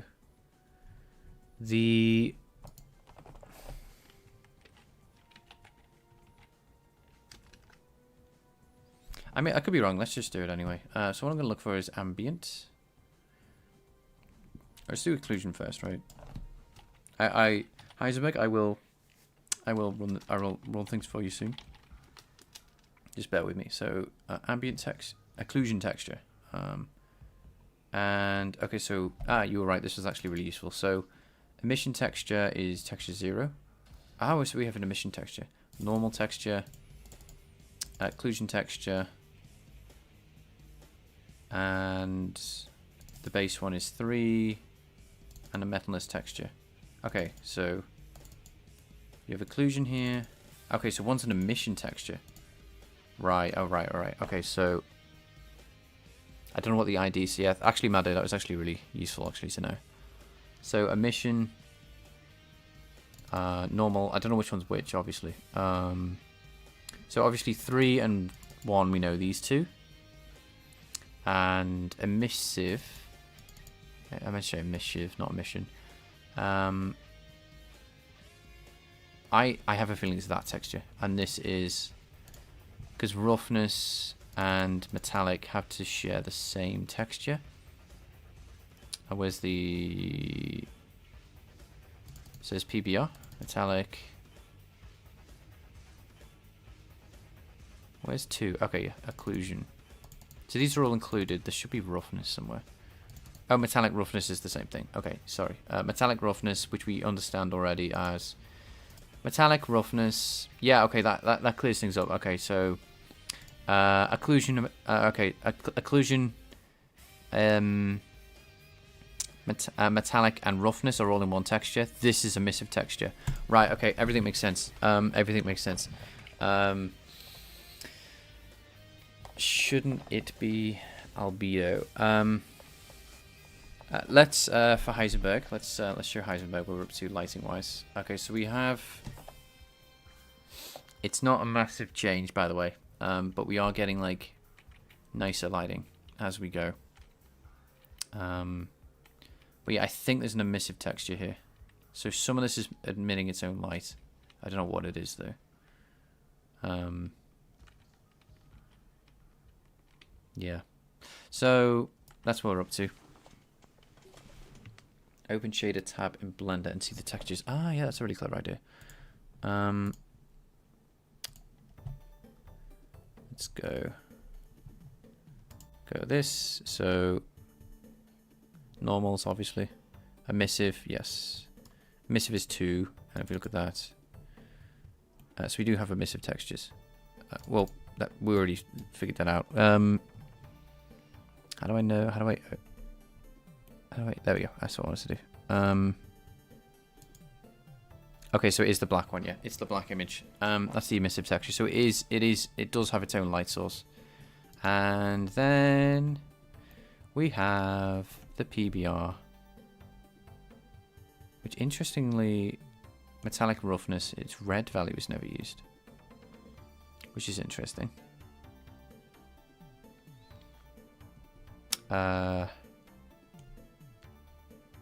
So subsurface, what would this be used for?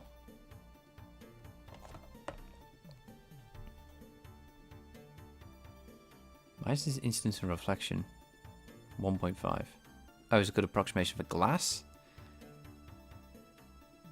I must have messed around with this. I think it was... What on earth? Right, I don't know. Yeah. Anyway, yes, that's that at least clears up what we're doing now.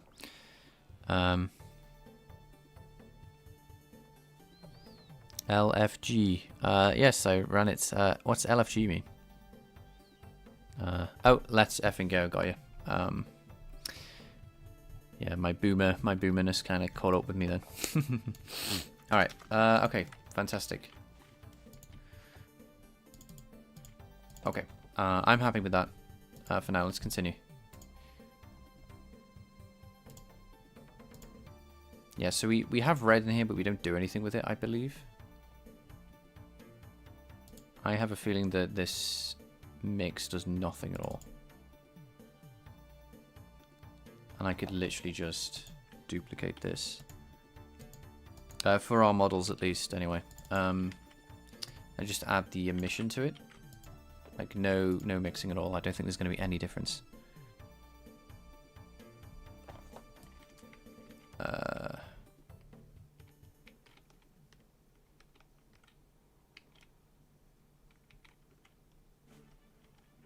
Yeah. Don't notice really anything.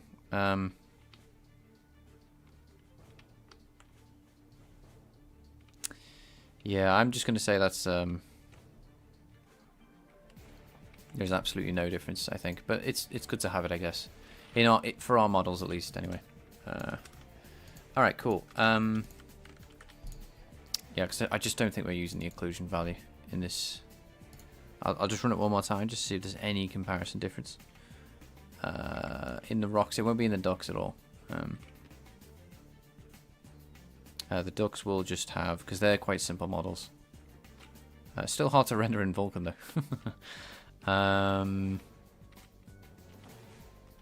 Yeah, I don't really notice any difference.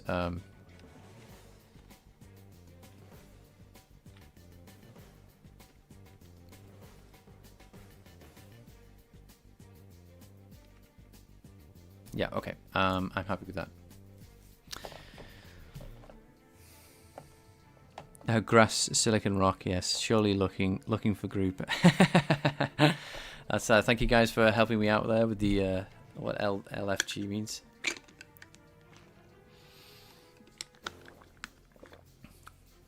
And thank you for Mohammed for the suggestion on the just using Blender properly. Okay, so everything's cleared up now in my head. I can continue. We just do not have reflectance, and it is the blue. We have an occlusion factor, which is not included in these parameters, which is good to know. I'm gonna bold these there. So.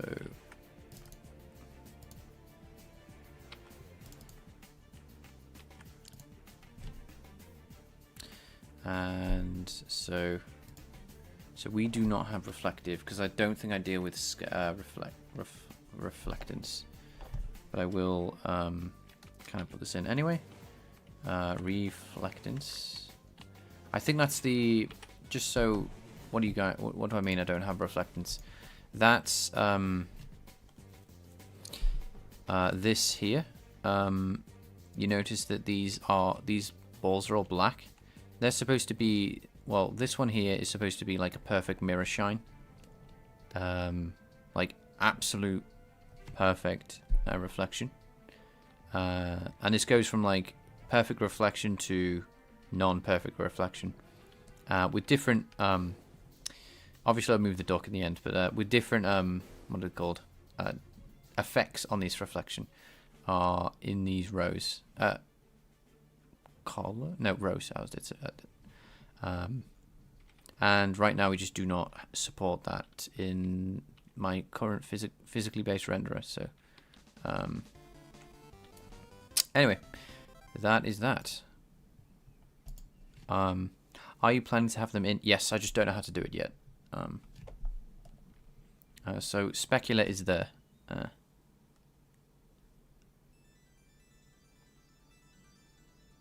Are you planning on having image-based lighting? Yes, yes, image-based lighting. Yes. Not quite. Image-based lighting is a technique that uses skybox data. So it's a technique on top of the skybox. So I do have a skybox. But I'm actually being able to type. Yeah, no problem. Yeah. Thanks for clarifying there. So we got that. Reflection. Okay, so is scalar value. I don't have in my engine yet. Straight to put that in because I don't exactly know what that's going to be. Emissive.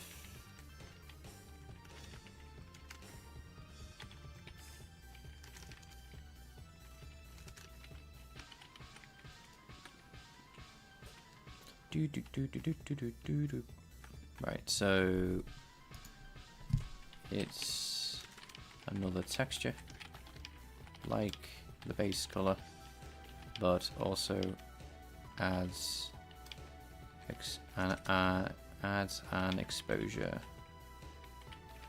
component. Compensation. All right, cool.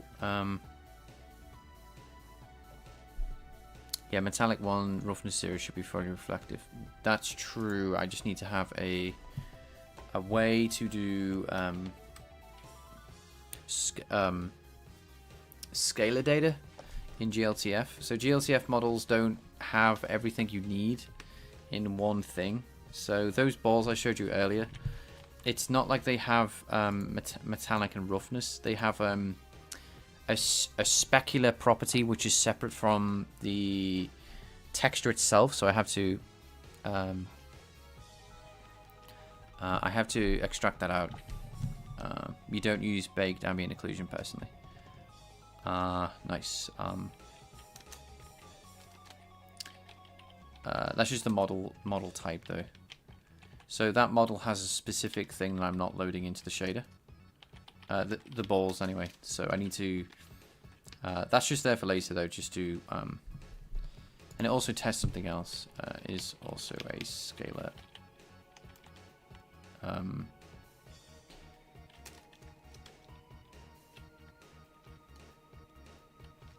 There's a scalar value.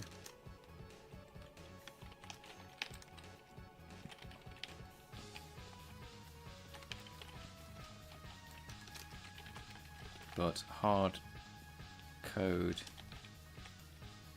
a 0.01 times base color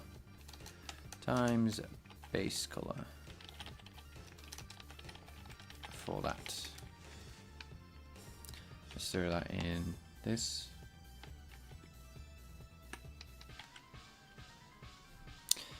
GLTF has all these parameters. It is the old specular glossiness model, or the new specular model. The old one is deprecated. I don't know which one I'm using. I'm using the, when it comes to that model, specular test. This thing. How do I show this? I can delete that. I'll load it in Blender.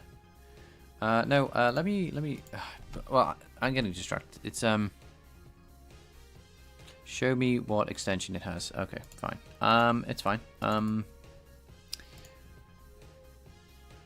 Specular is not part of physically based.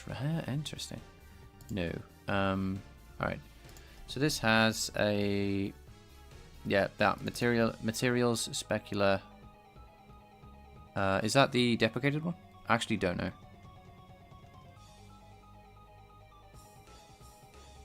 If it is, then I'll completely never use this.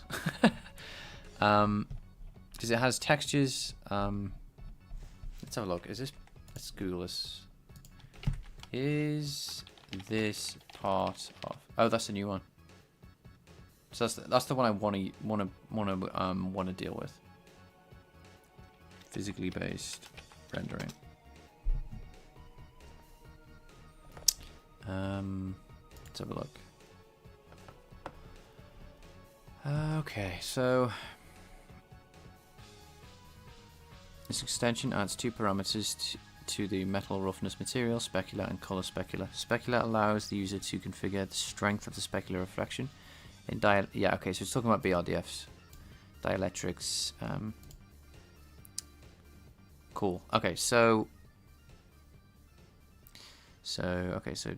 value values disable specular reflection is pure diffuse.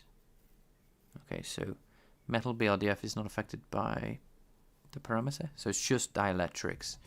Specular color changes F0 color of the specular refraction in the dielectrics BRDF, allowing artists to use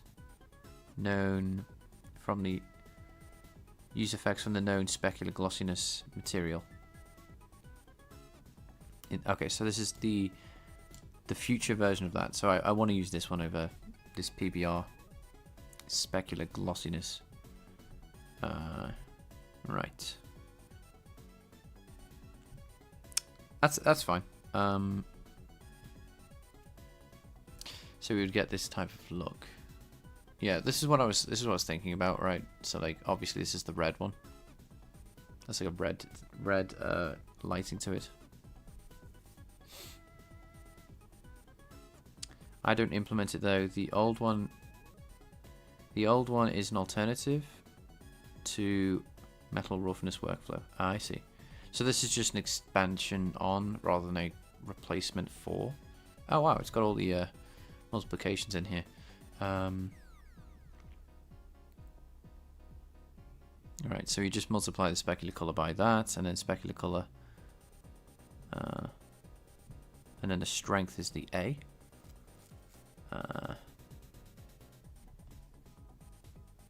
And then the finale mix would be the F color, incidence, reflection, weight.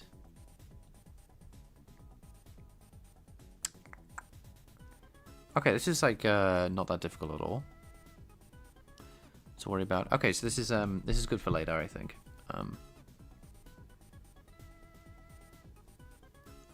Color. I'm still sleeping. We're all learning together. I feel like I've been face palming the whole stream, to be honest. Okay, so let's dive into the next parts. Okay, so I get too excited by this and keep implementing things that I shouldn't. I should just keep reading. Okay, so note that the types of ranges described here are what's in the shader would expect, the API/tool, UI colors. UI could and should allow you to specify parameters using other types and ranges when they are more intuitive for artists. The Fresnel, yes, gotta love it. For instance, the base color could be expressed in sRGB space. By the way, ambient inclusion could be a second factor to ambient color calculation. Right. I'm just gonna say there is stuff in here that I just don't understand yet, so I'll just keep on keeping on. Anyway. For instance, the base color could be expressed in sRGB space, convert to linear space before it's been sent off to the shaders. It can be useful for artists to express metallic roughness and reflectance properties as gray values from 0 to 255. Yes, we are listening to music, thank you. Another, so AO, ambient, I see. Okay, thank you for that, Ratchet. Another example, the emissive parameters could be expressed as color temperatures, intensity. Yes. Okay, so we already do this. I don't have to worry about it. Remapping. To make standard material models easier and more intuitive to use, artists. Right. I'm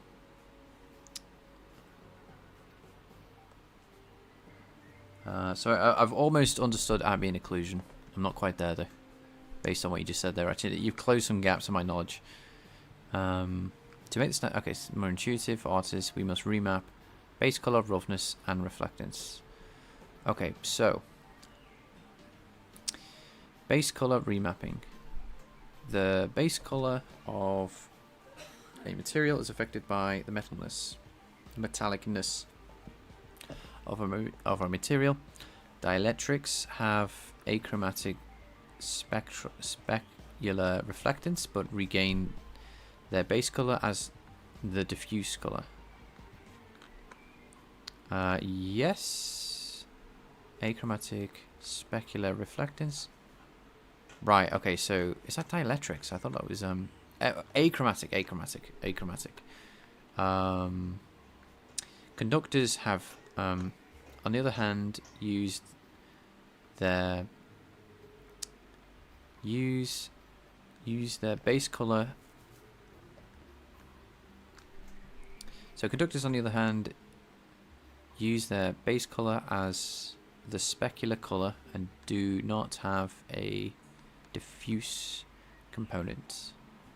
Yes, because they're chromatic. The lighting calculations must therefore use diffuse color and F0 instead of base color.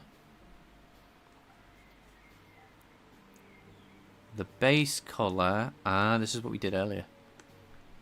The diffuse color can easily be computed from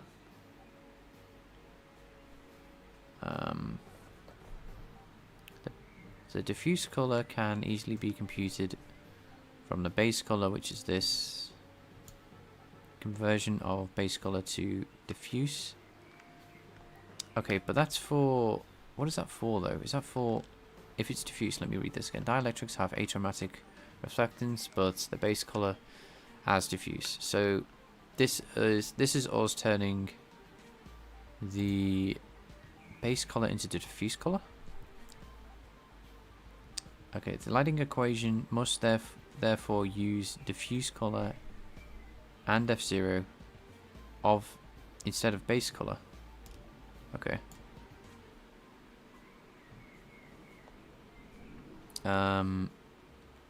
That video explains. That is very, very, very easy. What video? Are you referring to, Mika? Oh, there's an ambient occlusion video. Right. I have to check it out. I actually don't know what that video is. If you tried to send a link, it probably didn't send. I'm not sure if you did. But if you're in our Discord, you can send it in the resource channel. Yeah, YouTube doesn't allow you to send links in live chat. Yeah, but if you're on the Discord, feel free to post it in the resource channel, and I'll definitely watch it. Okay, so the lighting equation must. Okay, so are we repurposing base color here? Okay, so what I'm going to do is we're doing the Lambert diffuse model, which just takes base color multiplied by pi, 1 over pi, right?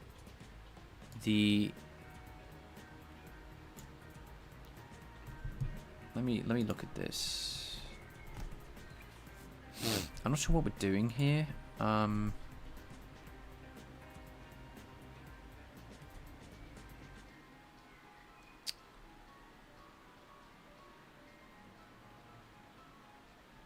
So we have reflectance, interactive graphics, ambient occlusion, and soft shadows. I know that guy. I know exactly what you're talking about. I will give him a watch. Yeah, he's a guy with long hair and a red t-shirt, isn't he? Yeah, he's a very good lecturer. Okay, so converting base color to diffuse.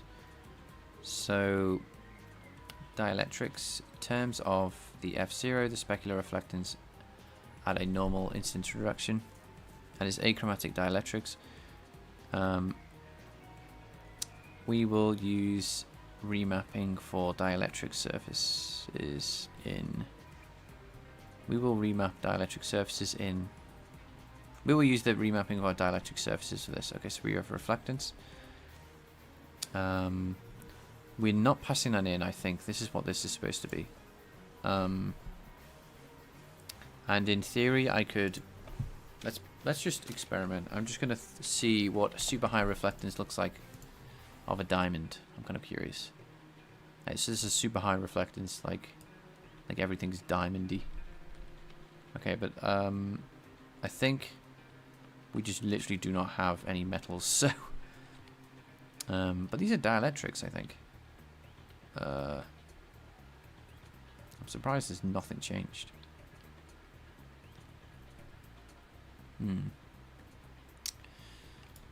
So if I swing this all the way up to something silly, like 99.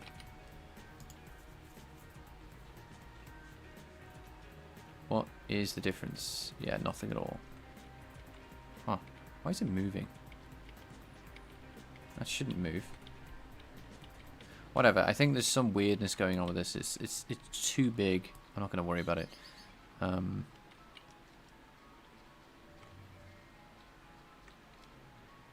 Interesting. Okay, so clearly... Oh, hang on.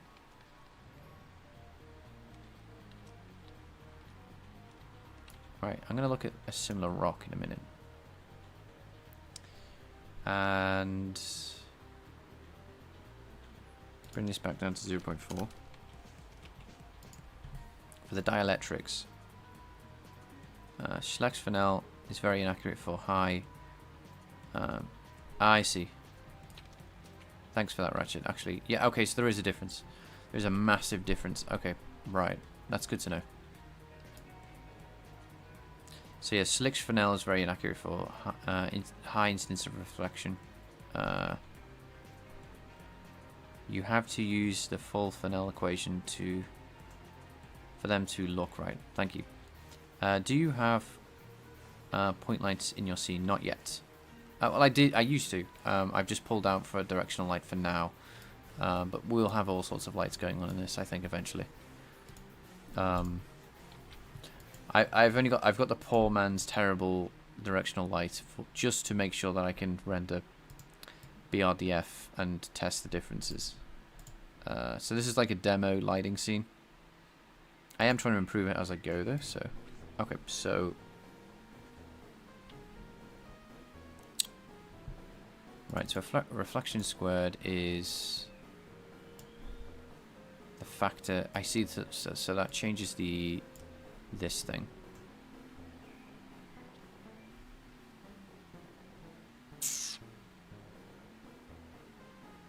And we can drive the incidence of reflection like this. And okay, right. I think I understand what's going on now. So the base color of these affected by meltness. Dielectrics have this achromatic reflection, but the base color is used as the diffuse. Conductors, on the other hand, use their base color as specular color, as it does not have a diffuse component. Lighting equation must therefore use diffuse color F0 instead of base color. Right, I see. So I'm just going to try something real quick, guys. Again, just going to see what happens if we take our base color, which is just a Lambert diffuse, right, and use this instead. So we just need to change this to this, and now we have diffuse color. I don't think that's used anywhere else. It's not really defined. Okay, so this is for. I'm just gonna use this instead, right? I'm just kind of curious. If we're dealing with this, does this help with the conductors?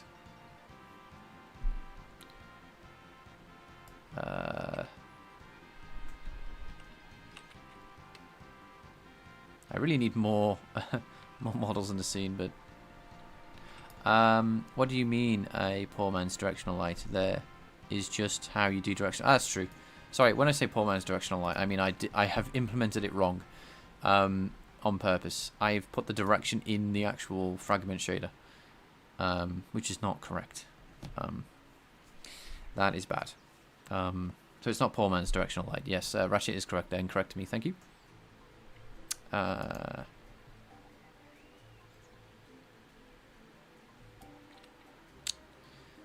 we really need like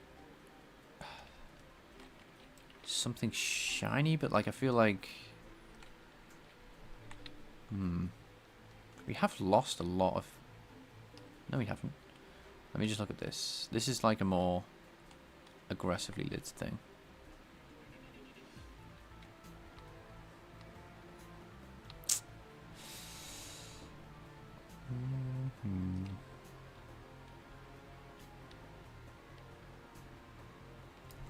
And if we were to use base color, just like we did earlier, what is the difference? Probably nothing at all. I'm trying to work out if this is literally just for... no, it's the same thing. Why are we doing this? I don't understand. The thing I don't understand is this. Like, is this for dielectrics or conductors? Lighting equation must use diffuse color and F0 instead of base color. The diffuse color can easily be computed. Alright, I'm just going to say that this is needed for dielectrics. Sorry, for diffuse. For conductors even. Okay, so we're gonna roll with it. That's as far as I understand as like what we're doing here. We don't use the base color. We use the diffuse color, and we can do Lambert diffuse and all that on it. The rich man's directional light has... I'm confused, have I? Am I already doing this here? Is this what this is about?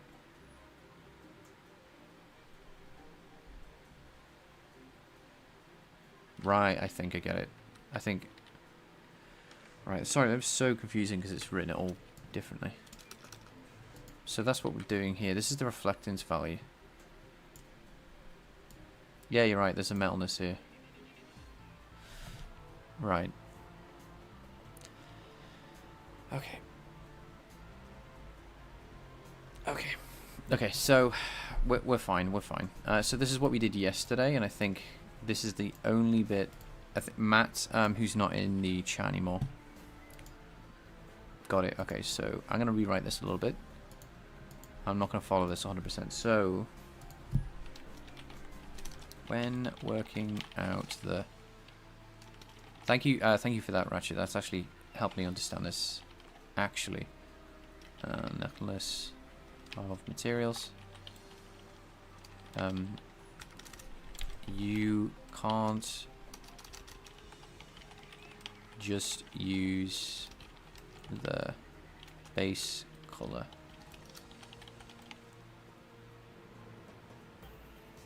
I have diffuse color, I just didn't understand. The one thing that Matt told me yesterday was this line here. And this is the way I think we're building up the F0, which is I think what this line is. The lighting calculation therefore uses diffuse color and F0 instead of base color. And I think this is what this mix is about. It's doing this. It's doing this. It's doing this part here. While also adding the reflectance in. So yes, so that's what's happening. And then we're getting the F0, so our conductors and dielectrics will actually be correct. Right, fantastic. Because of the fact... have you used the Intel intrinsic instructions? It's a bunch of SIMD functions for doing maths. Yes. Vector maths and stuff. You can use it to optimize particle systems. Not in this engine, but yes, I have used them. Not very well. I'm not very well versed. So if you do have a problem, unfortunately, I won't be able to. It'll be unlikely I'll be able to, help you out on that one. You can't just use base color. You with yeah. Yeah, you can use obviously AVX2 for 8 for 32-bit values. Gotta remember that, guys. It's 8 only for 32 bits. Not that I need to be that pedantic, but I just thought I'd throw that in there. Is the base color? Oh yeah, so for F0.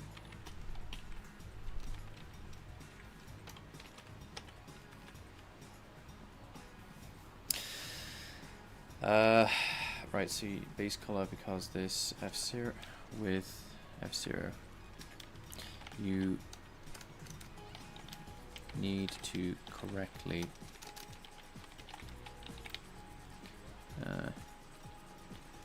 remap the diffuse, sorry, the base color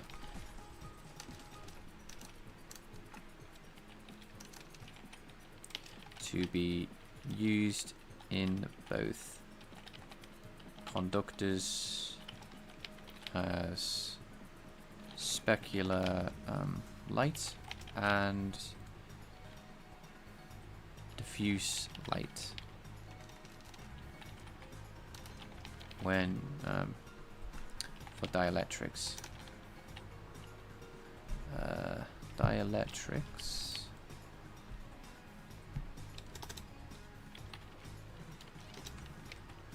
So I'm going to throw that in there, and that's how you spell dielectrics.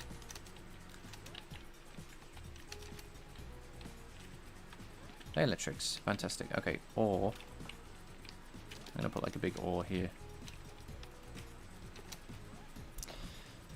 Kind of throw this in here.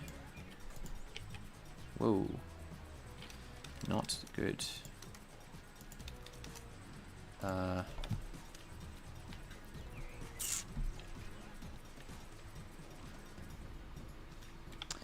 this would be, I believe,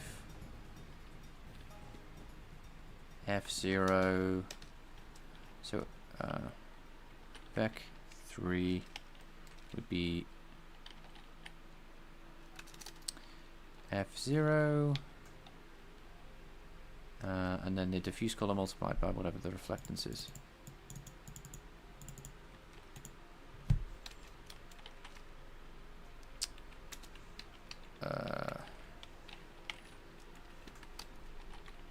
Vec 3. 0.04.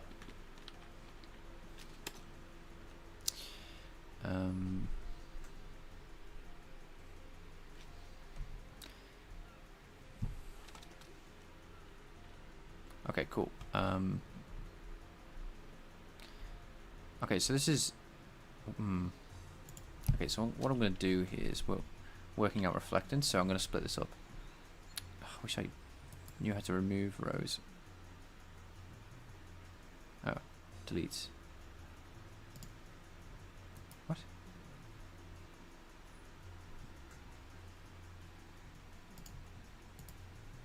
Let me just delete stuff. There we go. So I'm going to delete these and make a note. Okay, so but AVX 512 is support is terrible. Intel has new replacement AVX 10. Really? Oh, okay. But yeah, it has only 256 vectors. AVX 512 would not power. So it doesn't power scale on the new. Okay, cool. Alright, so let me just write this down in its own thing. And I think after this, oop, dear, copy.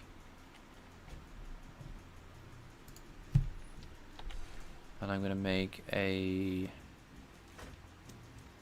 PBR parameters. Parameter types. Kind of have its own like thing. Do this. And I don't really know what to connect it to. Whoops, connected to be honest. So I'm just going to make a source note. This and Gonna click this up. Graphics programming. And this is physically based rendering. Alright. Okay, so it is 5 o'clock. I'm gonna share my Discord real quick. And here we go. Here you go, guys. So anyone who isn't joined, this is our little community if you want to join. I know it's been a bit of a shorter stream today, but I hope you can appreciate that. I will keep working. I'll look up some of the stuff you guys have suggested to look up. Thank you for the stream. Thank you for the stream. Thank you for commenting and liking the stream, and staying subscribed, and any new subscribers, thank you very much. Yeah, I'll see you all soon, and I'll keep working on this lighting model, so hopefully things get better with time. Yeah, I'll see you all soon then. Alright. Bye guys. Bye Mika. Bye everyone else. Alright, bye.